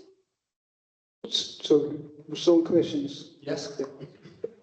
So you've said that we don't think that at the point of the consultation being initiated that there was already a decision made. Were there any plans made to bring up any alternative financial arrangements in place for any other alternatives? So if we were embarking on, what I mean by that is if we were embarking on the consultation with the possibility that we were actually going to listen to it, and if the outcome of the consultation indicated another option that they wished to pursue, were there any plans made at all to investigate or provide funds for alternatives to the permanent relocation to Alloa Academy? Not at that point, no. I'm going to ask, and I'm making points, and I don't want to be rude, and I don't want you to perceive me as being rude, but do we think it's acceptable that children are asked to climb upstairs when they can't reach the handrails? So we have a health and safety risk assessment in place in the school. We've looked at that. We'll look at it again in terms of what's been raised. But at the moment, we have schools where children do go up and downstairs We just have to make sure that they're supervised and that, they're aware of the arrangements, and that's what we've done in this situation too. Are there any other schools where the stairs are built on the basis that it's going to be pupils that are above primary 7? Or are they built only for on a secondary basis? I mean, is there any other school which has a secondary and a primary school combined, and the staircases and various other things are built for a larger child? Not in this authority. Do we have a school where it was actually planned in that way? We do have other schools that have got very old-fashioned staircases, Tillicountry being one of them, for example, and Sunnyside and other places. But specifically in terms of the design of those buildings being relative to that span of age group, no, we don't have any specifically. Your forbearance, Karina's got a couple more questions. One about, do we think it's acceptable to have storage areas for goods for children like wellies and stuff that go out and it's open to the environment? Do we think that's acceptable in 2024 in a secondary school that we're paying £700,000 a month for?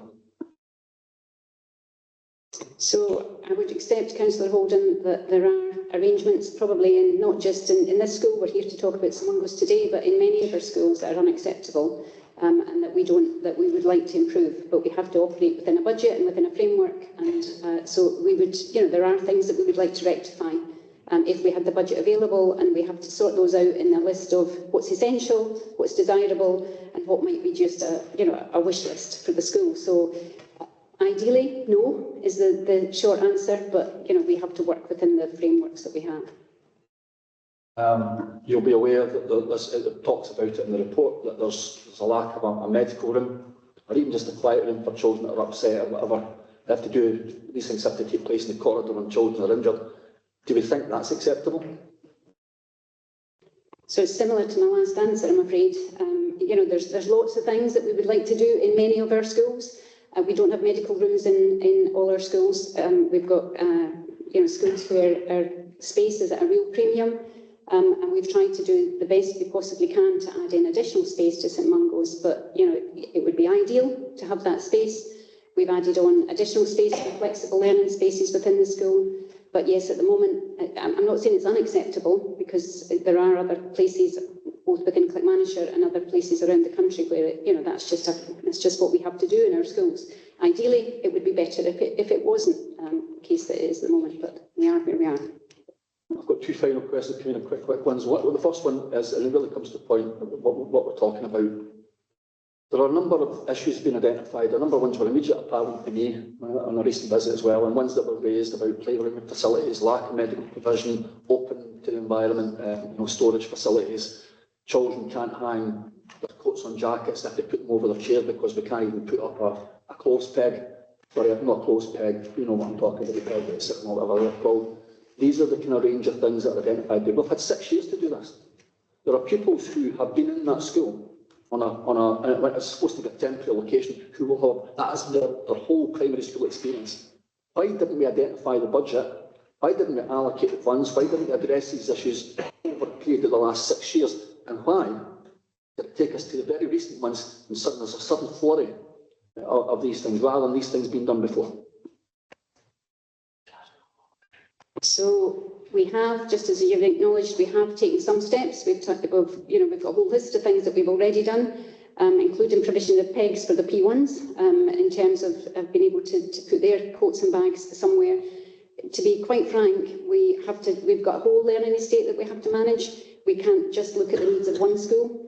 We have to try and spread our resources and our capacity across the whole of the learning estate and prioritise where we can. We have prioritised St Mungo's where it's been possible, but I accept that there's more to be done. The difficulty in that respect has been its status. Because the minute, you could look at it in two ways. You could say St Mungo's is the worst school that we have in Clackmannanshire because it doesn't have a school. But we are interpreted it in a way that it's actually one of the best schools because it's in Alloa Academy. And that's caused financial difficulties, hasn't it?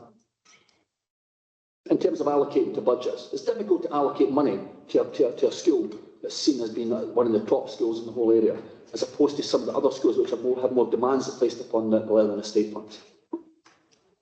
To be honest, it's a balance between the condition and prioritising the needs of the children. We always have to do that. It's suitability for the learners as well as condition of the school. When we do our assessment of the condition of the schools, we look at both of those aspects, and it's the school that the children are in that is assessed, and that's because they're in Alloa Academy. So that from that condition point, but we also look at the suitability for learners. And I think on balance, across the whole of the learning estate, what the pupils of St Mungo's have in terms of their suitability and their condition is probably a lot better than some of the other schools. Well, my final question relates to something I think that runs through the whole thing here. We're very clear in terms of the responses that have been provided back. I mean, you ask the question, everybody comes back and says no, and we say, well, it's still going to be yes, but you know, we can debate that later, we're always part of this. But my question is this: there seems to be a real problem in terms of communication. We know that the teachers in Alloa Academy are not for the permanent relocation. We know the teachers in St Mungo's are not for the permanent relocation. But why on earth, if we're at a point just now where we're saying, well, all of these things still, we've done these good things and all of these things still to happen, and the senior officers and the senior management within both schools will require to speak to each other and negotiate, we're accepting that on trust. Why has there not been arrangements, joint arrangements, formal arrangements, management structures, management agreements in terms of a joint approach to tackling these issues between both schools over the last 6 years? So over the last 6 years, and in my previous role as Chief Education Officer and previous to that as Senior Manager who had responsibility, for example, for sports, there have been various attempts to try and get the schools to work together. It calms down and then it kind of, so you think that we've got to a stage where, yeah, it's working okay, there's not lots of complaints coming forward, and then, particularly in the run-up to the consultation, we've heard more about that. So I think it's unfair to say that we haven't had attempts, we have, and then things calm and it seems to be acceptable. I also wouldn't say that it's all the teachers in Alloa Academy who are unhappy with the arrangement. But so I think because of the consultation, because of the concerns that were very strongly heard, we need to up those efforts, and that's what I think we will be doing from now on in. Okay, thank you. Any further questions? Councillor Lee. Thank you.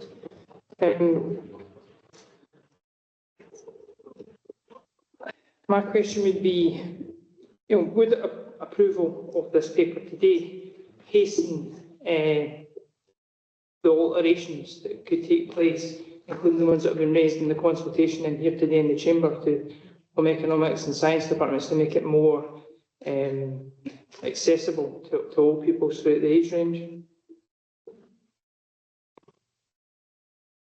I think yes. I think it would hasten, because it becomes a permanent decision then, and all parties have to have, whereas at the moment, because we've had this limbo situation for such a long time, it does mean that people think that it's not permanent, so perhaps there's less effort to try and make things work. And there are, obviously, if there are budgetary implications of some of the in terms of making it work better, we couldn't take those big budgetary decisions without actually knowing that it was going to be a permanent. It wouldn't be wise. We've done as much as we possibly can. So I think if you're asking me whether it would make a difference, I think it would if it was a permanent decision. Okay. My second question, is there anything to suggest there's been any academic disadvantage to the relocation since 2018? Not at all. In fact, there were some suggestions that would be the case, that there would be an academic disadvantage. But in the last 6 years, we look at a combined metric for attainment. And within literacy, that's gone from 72.5% in 2018 to 82% in 2024. I should say that the CLAC's average is 72.1% across all our schools, and it has only gone up to 73.9% over the same period. So that's an increase of 72.5% to 82.2% in the current, and where we are currently with St Mungo's. In numeracy, we've got a similar rise, gone from 78% to almost 85%. And again, in the rest of our schools, on average, it's 77%, with a small increase in numeracy. So The attainment measure that we use and that Scottish Government use for our schools has gone up considerably in literacy and by a small amount also in numeracy. So I think if that's the measure we look at, we can say that it has improved. Thank you. Councillor Coyne, to be followed by Father Michael. Thanks, Convener. Well, I'm going to do the same, actually. The question and the answer focuses on the top end of achievements and things like that. My question is about the other end of the scale. We've had allusion made to lack of facilities for little children coming upstairs, children who are suffered injury, whatever it is, they haven't got a quiet space. At the bottom end, is there any increase or any figures that support the suggestion that the move has had a deleterious effect on the lower end of that spectrum of achievements? Not that I'm aware of, Councillor Coyne, is my honest answer. It would be hard to extrapolate that completely, given we've had COVID and all sorts of other things during the time, but we can have a look at that. But I have no indication that there is any more detrimental effect to those who may have an additional support need or otherwise that would have been directly related to the building. Concede to Father Michael, but I'll come back in again. Okay, thanks. Father Michael, do you have a question? Just in relation to about attainment, I think that's more to do with the actual hard work of the staff than the actual building. The staff work really hard, so it's more to do with the community as opposed to the actual bricks and mortar. That wherever the school was, they probably still have got the same attainment. So it's not really anything to do with the actual. Do you agree with that? Sorry. You're sat right in the right seat to be. I think it's hard to make that, absolute assessment that it's just about learning and teaching. Again, we look at our schools, both in the learning environment as well as our learning and teaching, that the two things are not divorced. We know that's why government invests in school estate, albeit that it's on hold at the moment. And I'm saying national government in terms of that investment. But both things do impact on attainment. So just the same as parental engagement, it impacts on attainment. So there's lots of factors impact on attainment. And what the main conclusion is that the building has not led to a detrimental impact on attainment. Okay, thank you. Councillor Coyne. Thank you. We've heard a lot about the things that could get better, like the outside cover that could be storage, so it can be walked in, moving the frontier forward, all that sort of thing, comes in on the classroom. All of that takes money. In terms of money, the elephant in the room is the site of the old school. So I just wonder, are you able to tell us anything about what the future of that piece of land is? Could it be used to generate money to fund the improvements that are required at St Mungo's, or is there another plan for it? What's the future of that piece of swamp? Apologies, Councillor Coyne, are you asking about the land at Fourth Crescent? I am. The old land, yeah. To be honest, we don't have, I can't answer that quite honestly today. I think we have to take the decision as to what is happening to St Mungo's, and then there has to be a decision made in terms of what happens to that land in future, and that's a council decision. Is that land fiscally neutral then? It isn't currently. It is not. It is not currently. We're currently paying rates on that land to the tune of around about £36,000 a year. 36,000 per year. A year. Okay. If we were to declare that surplus and we were able to take action, we could remove that cost. Right. And for clarification then, declaring it surplus, the precedent, not the precedent, but it has to be, we have to have this formal acceptance of the move as a permanent thing before you can turn off the tap on the £36,000 a year. Is that correct? That's correct.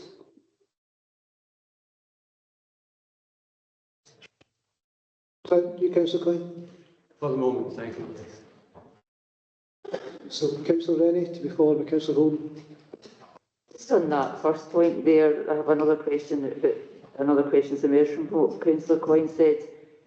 In what way are the two combined? Because the way I could have seen it would be that you could have made a decision that we were looking for other options, but we could have decided to make that land available. Would there not have been an option to do that?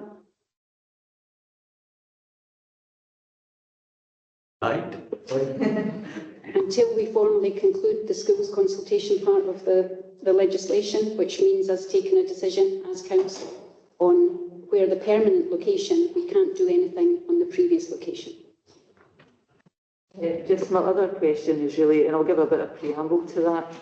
Having worked for a number of years in countryside schools where there was older children and younger children together, I'll not go into it, but there were various concerns about risks within that I was very concerned about, and I feel a bit tense about making a permanent decision to relocate. Is it not possible for us to make a decision to see how this goes? I mean, I'm very uncomfortable in any situation about ignoring consultation, and we've only just seen it.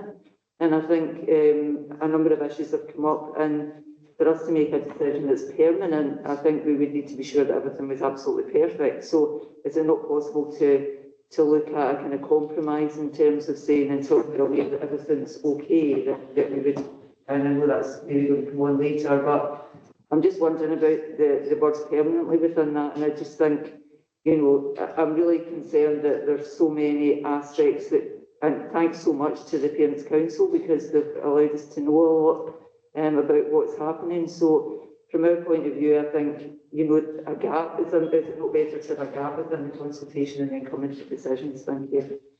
I think the only thing that I would respond to that is it just, there's further uncertainty around for the parent community and for others who have an interest in ensuring that that school settles into, you know, a more settled position. And we won't have concluded the requirement under legislation. We've already had 6 years to try and make this work in terms of when it first was imposed upon all of us, and then into where we are now. So I'm not entirely sure what more we can do apart from continue to work with, as we would with any school, to try and address concerns that come forward from parents and teachers and learners. So putting it on further hold, potentially we could be challenged on that, I think, because we haven't made a decision as council, and council hasn't made a decision over quite a long period of time. Just thinking, none of us know the future. So we could have a situation where the financial position changes a lot in the next couple of years. So by saying permanently, does that mean that then goes off the table if we suddenly did manage a budget to be able to build a new school for the children? Because it seems saying permanently means we're putting that off the table, but we could by some miracle have funding in the next couple of years. So I think we have acknowledged that, you know, under the Learning Estate Strategy, which will come forward to Council in August, we will look at all of our buildings and all of our schools in the round, and it may be that there is a decision in the future that changes that. Financially, at the moment, I can't see that we're going to be able to have any additional funding to build another new school in the authority, but things could change, absolutely accept that. I think, if I'm right, and I may ask Lee to just correct me on this, once we make this decision in terms of there's a 5-year clock in terms of us being able to change it, in terms of, but that's only if we decide that we're going to keep the school there for a period. Is that right? I'm sure there's a legal position on that, Lee. Yeah, that's correct. Okay, Councillor Holt. Just going to ask a couple of questions because the issue was raised about the site, the former site at Forth Crescent. Now you're saying if the council takes a decision whereby it agrees that the land is surplus to the requirements of the school estate, still retains ownership of that land, does it not? Yeah. And at that point, once it declares that, then we can stop the rates. Is that right? My understanding is yes, but I'll just bring Kevin in to absolutely confirm that. Thank you very much, Councillor. In terms of the steps we would need to take is we would need to demolish the building to be able to cease paying rates. So until we take that step, we would be paying rates. But if the council were to make it surplus to requirements, we would be recommending demolition to save that money in that sense, but not to preempt any decision that's made by council. I'm sorry, it's another question, but just, sorry. The question that would follow on from that, and so that's fine, that would have to, the building would have to come down, but there's nothing to exclude you selling the building onto someone else that would take the building down, wouldn't there? And then the rest would become non-payable. That would be something we would have to come back to council on. This is only be a bit surplus to the education estate. Yeah, I'm aware of that, sorry, Mike. The answer you've given is that we can declare it surplus to the school estate, but the paying of rates only becomes non-applicable once we remove the building. So that's still going to require a decision of council. You can't knock down a school without coming back to council, so you're going to have to make a decision on that one. If the council decided to sell the land to a developer, say, and the developer decides to take down the building, then it's one and the same process. The question has to be asked whether it's either sale or whether we take down the building and sale or retain it for community use, whatever. But it still requires to approval of councillors or not. That's the point I'm making. Thank you, councillor. In terms of, yeah, there's multiple options that could be taken forward, but that would be determined by council. Yes.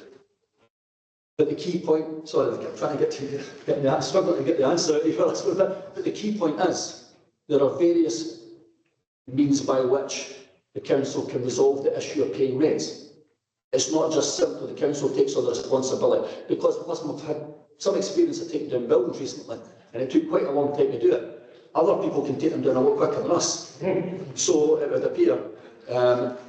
But we could, so theoretically, if that land was sold with the building intact to a developer who decided to take the building down in, say, I don't know, 30 days, they could do it a damn sight quicker than we could.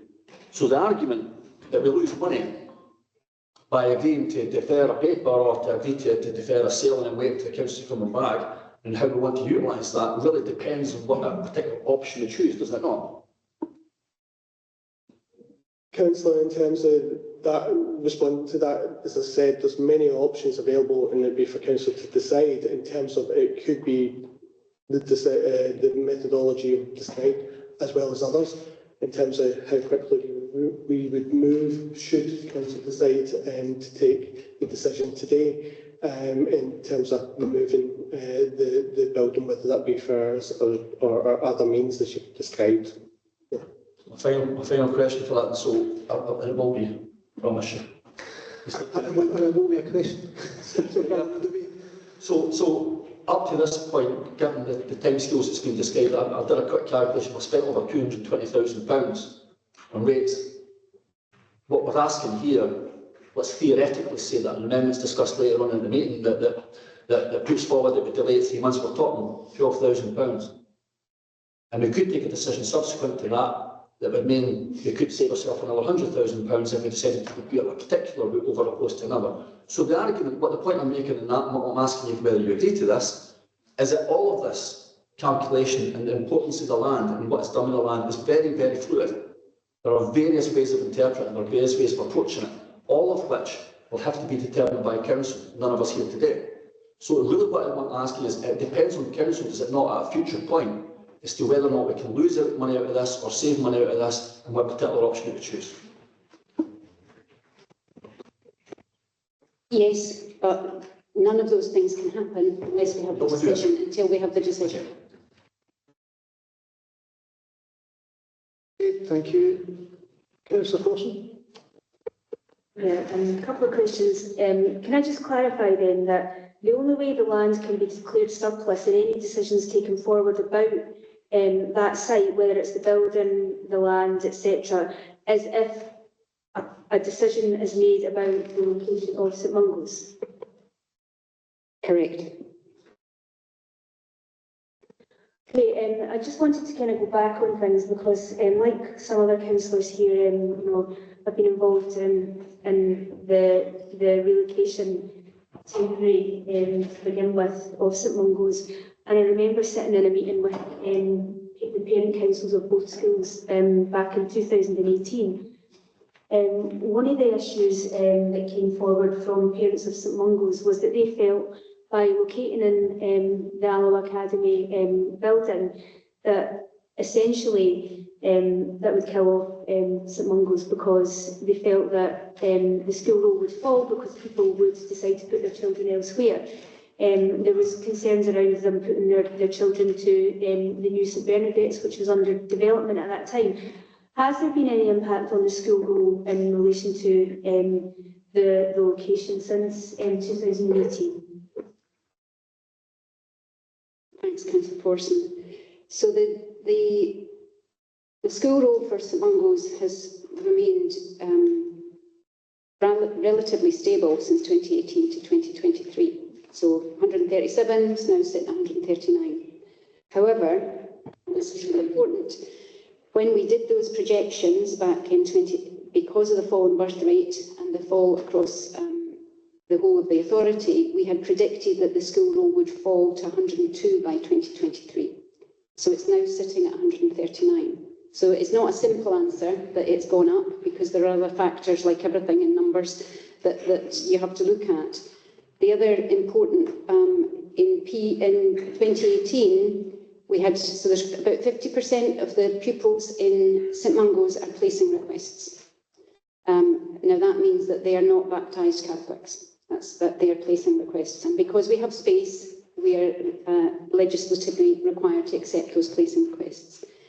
But in 2018, the P1 intake had 10% placing requests.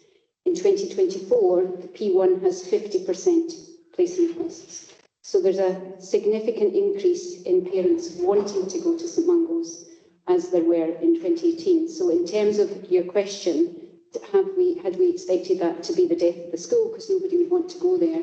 It's absolutely not the case. It has been the other way around.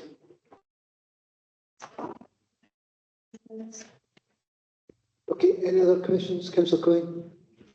Thanks, Convener. Do you accept, though, that from the last question, it's possible that that's because of the human endeavour in creating an environment in which children flourish, and that might be human endeavour, against a steep incline. So it's not that simple.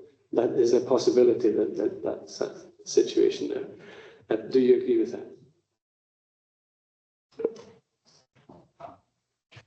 I would refer back to my previous answer on that actually I absolutely acknowledge the efforts of the teachers and the learning and teaching and the environment that the kids are learning in, but equally there are other aspects of that too. So I think it's not as straightforward just to say it's one thing, which is, and it's not straightforward to say it's the other thing. I think it's a combination. Absolutely, certainly you're right about that. Moving on to perception. The perception might be in some members' minds as we look at this, making a cliff-edge decision today, potentially. And this is, 6 years down the road from when the school first moved, and yet there are still outstanding issues of infrastructure and service and blah, blah, blah, blah. You could, I'm sure, agree, or do you agree that it might be a perception in the minds of councillors who are swithering on this a little bit, that any promises that these infrastructure improvements will be made expeditiously would have to be viewed through a kind of rather distant lens, or a rather suspicious lens? I would like to say that's not the way that we operate within the People Directorate and within our education service, that we do take people's concerns really seriously, and we've improved our performance in education over a number of years. It's been a continuous improvement because we have actually tried to take things really seriously. So I think our record speaks for itself in that. However, there are budgetary constraints that we have to operate within, and there are capacity constraints as well. So we can't always please everybody's requests all the time, and I think it's only fair that I should say that. So in terms of every ask that we get within education, if we were to go out to all of our schools, we could have a very long list, and we have to try and balance that. We've got schools across our learning estate which are in pretty serious state of disrepair that we would really want to improve. Plus, we've got St Mungo's where we want to address the needs of parents and the needs of learners and the staff. So it is a balance, Councillor Coyne, in terms of us trying to do that, but we would do that with integrity and with the best aims of all our learners. Okay. Do you consider the infrastructure changes that have been mentioned, the stairs, the private room, the access for parents coming in, there was no waiting area, you wait out in the rain if you want to come into the school, all of these things can be addressed. Are you in a position where you can assure parents that these, if deemed necessary, will be done rapidly? That's the first part of the question. And I forget what the second part was going to be, so you can answer that one first. So we're reviewing all the requests that have been made over the course of the consultation and since then, because there's further requests have come in. Again, we'll have to balance that up in terms of which are most essential, which are related to health and safety, perhaps, in terms of handrails, whatever, what are those things, and we'll try and weigh those up and do the ones that are most urgent and most necessary and most essential. Others may have to actually, either wait further time until we've got budget or have to be balanced as part of the learning and state strategy. So I think I'm not in a position to say that I can confirm that we will accept that all of those things will be done in the immediate future, because not all of them are essential. So we will do our best to try and address the ones that we, and we'll carry out that, complete that review to make sure that that can be done as quickly as possible. Okay, thank you. Councillor Quinn. Thank you. Well, one thing that seems like an issue to me from all the kind of feedback we've got and when we did the visit the other week was that it seems like, there's two separate organisations here using the one set of resources. It seems like there's issues with timetabling. There's all the lunchtime thing, which I accept that's been changed recently, but issues with halls, changing rooms, all this kind of stuff. And it's like, what do you see changing with that situation to improve it if we approve this today? So not all the issues require budget. I think some of them require just a different way of working, and you've mentioned some of those, Councillor Quinn. So because of complicated timetables in secondary, which are always a bit of a challenge, some of those can't be implemented until August 2025, but there have been discussions and understandings made that there will be changes to allow resource rooms and different areas to be accessed by both parties in a way that suits both. We've already made changes to the use of the dining facilities so that they can be accessed better. So I think that from the things that are within our gift, we will do, and we will do within the timescale that is possible. And I think we've allocated a deputy head teacher to oversee this, to make sure that on a daily basis, because it's not just the agreement, then there's different teachers, different people using spaces, that actually works in an operational sense. So I think there will be a renewed effort to try and get that to work. But some of those can't be implemented fully until August 25 because of the timetable. Thanks. Okay, thank you. Councillor Forson. Thanks. I suppose I was just picking up on an answer that you gave earlier in relation to kind of challenges across the school estate.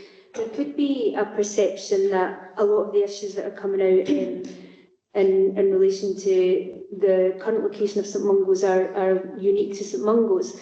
But I was just wondering, are there similar kind of issues coming out across the school estate? I'm just thinking, for example, over the years I've had lots of correspondence with Sunnyside Parent Council about the playground facilities there. It's, kind of in an urban area and they don't have access to, kind of significant outdoor space. They also have, several floors, as does Tillacucci, etc. So I suppose I'm just trying to draw out whether there is the idea that the issues faced in St Mungo's are unique, or whether these are also faced across the school estate. I suppose not just here in Clackmannanshire, but we've got varying different buildings and different types of schools across the piece. So I was just wondering on your view on that. Absolutely correct. There are significant issues in some of the parts of our learning estate that are in much worse condition in terms of And you've mentioned Sunnyside, Tillicountry. We have a very finite budget in terms of the learning estate, and we're absolutely doing our best to use that to do ongoing repairs and adaptations. Alva Primary, for example, has got kids who eat in the gym hall and eat in the corridor, and we've got similar arrangements in some of the other schools. That's not what we would want for our learners in any part of the learning estate, but it's not that different from other places across Scotland. For example, in Murray, we know that they've just have no money to change, and that a lot of their schools are in condition D, and we're not in that situation. For example, one of the requests for St Mungo's is for more sinks in each of the classrooms. We don't have sinks in every classroom across our learning estate. That is just, we don't have flexible learning spaces in terms of every school to be able to allocate those spaces. So I think we have to look at the learning estate in the round, and I think this has been one of the challenges, and I understand we're here to talk about St Mungo's, but part of the response to this has to be how do we use all our resources as best we possibly can to make sure that one other school across the estate is not disadvantaged when another one is given perhaps as some could perceive an unfair advantage. We will bring the learning estate strategy to council in August, and that will, I think it's August, Kevin, and that will look at everything in the round and will give a much clearer picture as to where some of those real needs are. Fish Cross is another example where we have the accommodation for the pupils is very, very limited. So I think, in short, Councillor Forson, there are schools across the estate that are in need of quite considerable adaptations, and a lot of these adaptations that are in front of us for St Mungo's are nowhere near the kind of basics that we're having to put in other schools. Okay, do we have any other questions? Councillor Coyne. What would you say was the biggest single problem with pausing this decision?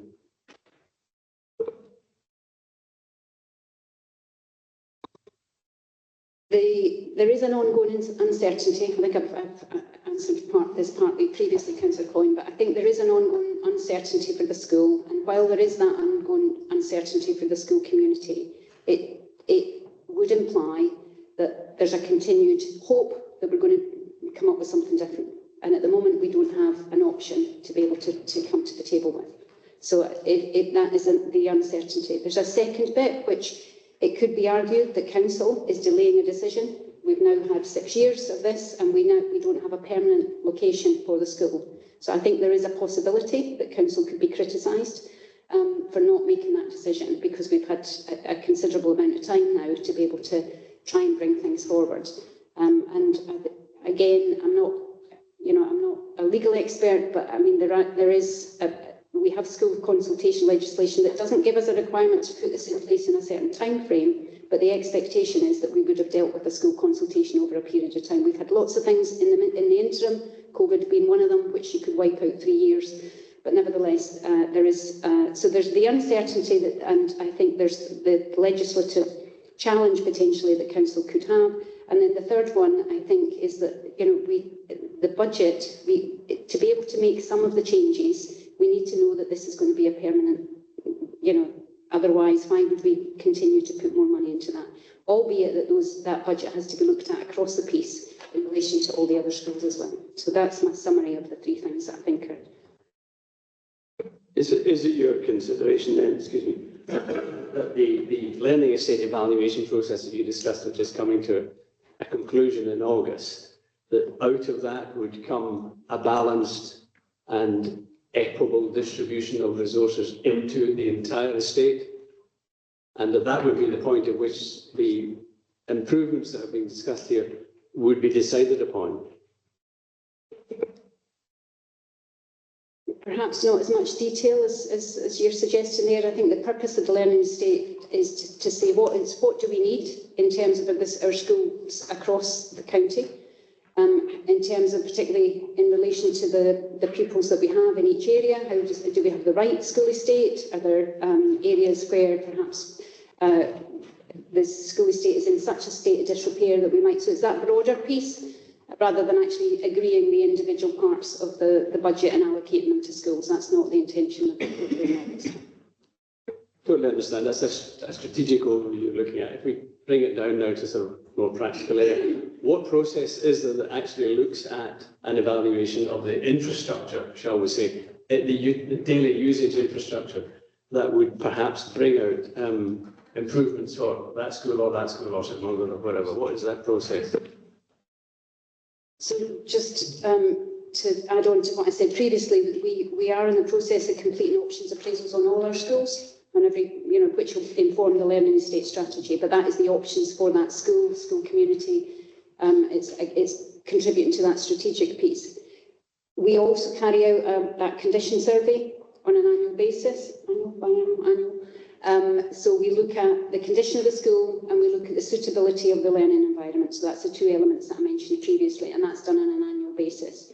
In addition to that, the head teachers and others would be bringing forward issues that would be taken to the learning estate strategy group, and they would be looking at in the round what can they do if there are particular issues, health and safety issues or structural issues that come up.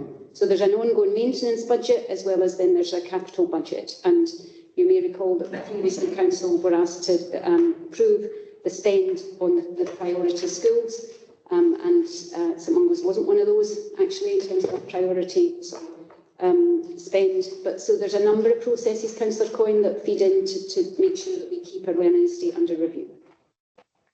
Okay, so if I understand what you've just said correctly, and I think I do, we have this envelope in which the schools are being looked at from a capital and revenue basis.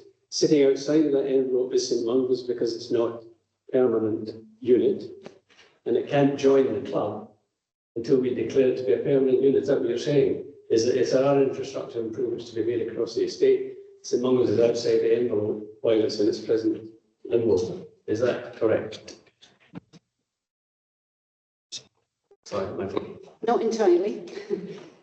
So we have spent some money on St Mungo's, but bear in mind that it sits within a PPP school, which is an unusual situation for us. It's slightly different from the way that we have the spend in other schools. So it's not as if we've left it and neglected it completely and said for this 6 years you can't have any improvements. We have spent some money on the school, so it's not as if we're neglecting that.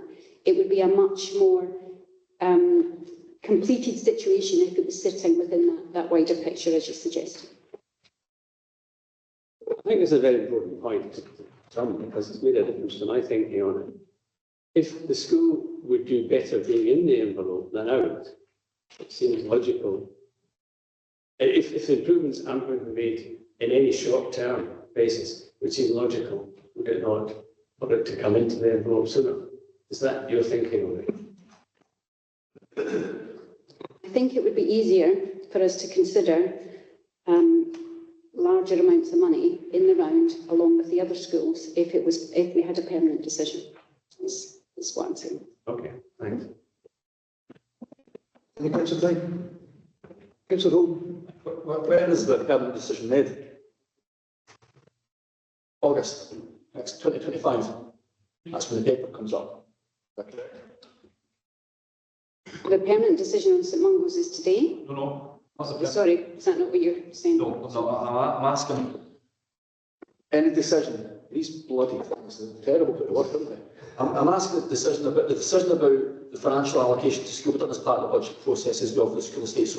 So that happens in March. Or, well, I don't know when it happens, but it could happen in about that time. So it's not now, is it? Review of the capital budget will be part of the budget process. Yes, and the allocation that goes into schools will be part of the budget process. The learning estate strategy in terms of approving the direction of travel will be August. Yeah. So we're quite some time away from that. I'll ask you a couple of questions. You've alluded to the timescale. I think, and please pardon my use of this, I think the rather absurd suggestion that we're going to get a legal challenge on the basis of deferral today for 3 months or till March. What was the original timescales? So when we embarked on the consultation process, when we asked all the parents, the pupils, the teachers, everybody else, all the questions, and the elected members went out and asked the questions as well and met with parents and did all the things that we do. What was the timescale provided at that point in time for a decision on the relocation of St Mungo's to Alloa Academy on a permanent basis? So we said that we would bring something back by February. In terms of a decision. We had the report from Education Scotland, which was published, and that's the reason that we brought it back a bit earlier. But the point I'm asking, obviously, because I'm clear on that we said we'd bring it back in February, and we're sitting here in November. The point was made also about PPP spending. So, let me put it in a simple, can you give us an idea, if there's a picture that needs hung up on a wall in Sunnyside, and there's a picture that needs hung up on the wall in Alloa Academy, what would be what kind of figures are we talking about between the two? I mean, you know, for that type of school, notwithstanding the fact you've got to go for a lot more hurdles, obviously, to get to the point where you can actually hang the picture on the wall. But can you tell me a bit more about that? Because I don't think everybody perhaps understands fully that when you do something in St Mungo's now, it's a bit more complex than doing it in some other schools, is it not? And allocate a budget to it. So I don't have in front of me everything that's needed done in Sunnyside in terms of essential, desirable or wish list, but I can imagine it would be considerable. We'd have a big list of things to bring that school up to the condition that we would want to get it to category A, which I think is probably near on impossible, to be honest. In terms of the second part of your question, could you just repeat it, Councillor? Yeah. I'm really just asking you to give us an idea. You didn't have to be, I was using, sorry, I said this example, but give us an idea about, there's a difference between doing something in St Mungo's and what there is because of the nature of the school that we've decided to relocate them to, rather than a school that's not of that particular, financed by that particular model. So yes, there is an added complication for St Mungo's because it's within a PPP school in terms of agreeing with Amy how the repairs and adaptations would be made, if that's what you're asking. Right. I'll ask you, does it cost more? It probably would cost more because they add on a service charge type thing and whatever. So that's one of the reasons why it's more difficult to anticipate what those costs are. We would have to negotiate with Amy, and we would also have to negotiate in terms of was there any legal changes to the contract as a result of any adaptations. So, I know this because you've told me this and had a discussion about it, but there's a process you have to go through, is there not? You know, you have to negotiate with them, you have to say, well, what this done. It's a much more complex thing, isn't it? Does that suggest then it's better to have a kind of planned position in place, i.e. this is what we're going to do, we'll go discuss it with them, we've got costings, we know exactly how much this is going to cost us, and equally you know exactly how much it's going to cost you for your other schools as well. And that exercise would have to be undertaken, would it not, at some point, in order to provide you with some framework for making a decision that's going to be due in August in terms of how you're going to allocate to individual schools based on need, because you can have a need. Let's just describe a percentage to 60% need for something in one school and a 60% need in another. But the cost of doing it in that school could be twice as much as what you could do it for the first school. So that's about influence. I mean, you get more bang for your buck, don't you, out of the first school than what you do for the second. So I just wanted to clarify, the Learning Estate strategy is not about allocating budget out into individual schools. That's not the process that will happen in August, just in case there's any misleading. If I've misled in any way. That's the strategy. It looks the broader is the strategy and what we want for Clackmannanshire, what schools we need, what do we need for ASN, is that, what do we need in X area, is there fallen school roles, etc. So it's not going to allocate individual budget. I know that wasn't exactly what you were using that as an illustration again. In terms of in our PPP schools, there's an ongoing, we have to make adaptations all the time. So for example, we have ASD provision in Alva Academy, we've had to make adaptations, we negotiate with Amy, we do that all the time. So that's not unusual in terms of having to make adaptations to a school. So just to wait to a point where we do that in the round is not what we would do normally. But if there were things that we could do and move forward for St Mungo's, we would be able to do them sooner if we had that decision. Okay, I've got Councillor Forson and Councillor Coyne both indicating, and listen, I appreciate how big a decision this is and how important the decision we're going to make today on this is to everybody, but we're almost wading into the position of conducting the debate through questions. I think for me, we're up past the ankles at this stage, so we can get back to the questions that need to be answered, then we can get round to having the debate that needs to be had. But Councillor Forson, can I bring you in first? Yeah, so bringing it back to the paper, the decision that we're being asked to make today is to decide on whether to permanently locate St Mungo's within the Alloa Academy building. Is there anything likely to change in a recommendation for that decision between now and February, regardless of kind of plans that are being brought forward for kind of changes to the kind of layout or any adaptations? Is there anything that would change, I suppose, the outcome of that recommendation and of that decision, whether it's made today or whether it's made in February?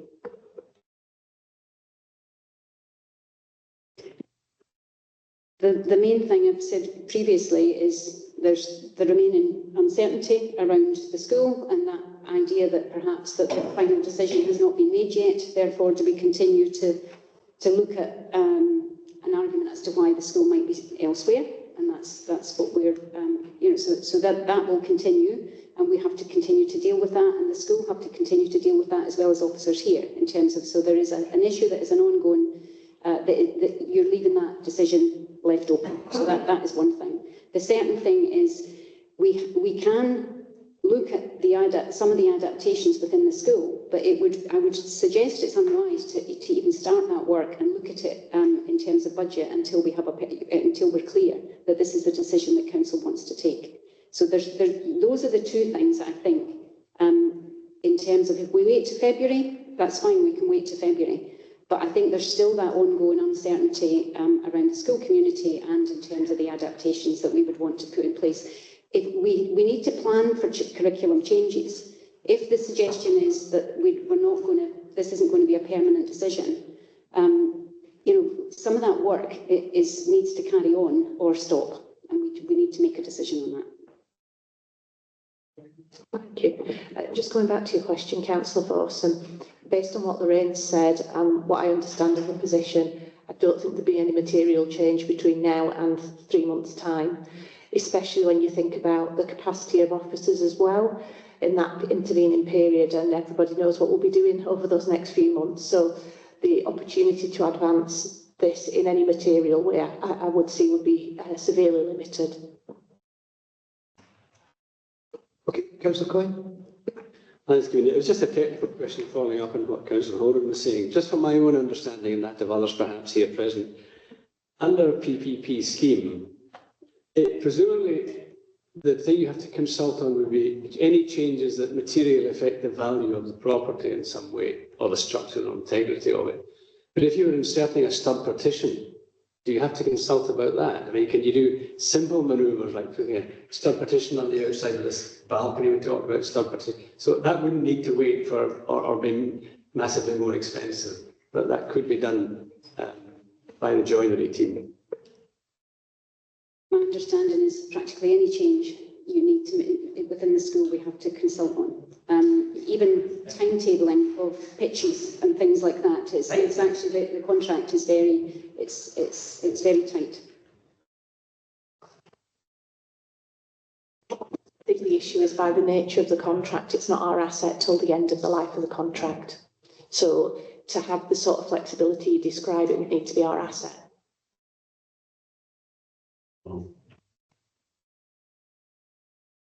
Okay, are we finished on questions? Okay, thanks, Lorraine. Normally we'd had a comfort break about 20-25 minutes ago by now, so given some of us are well past needing to have that comfort break, I'm going to suggest we do that now and come back at 12:05. When we come back, we'll move into the movement of the paper. Thanks.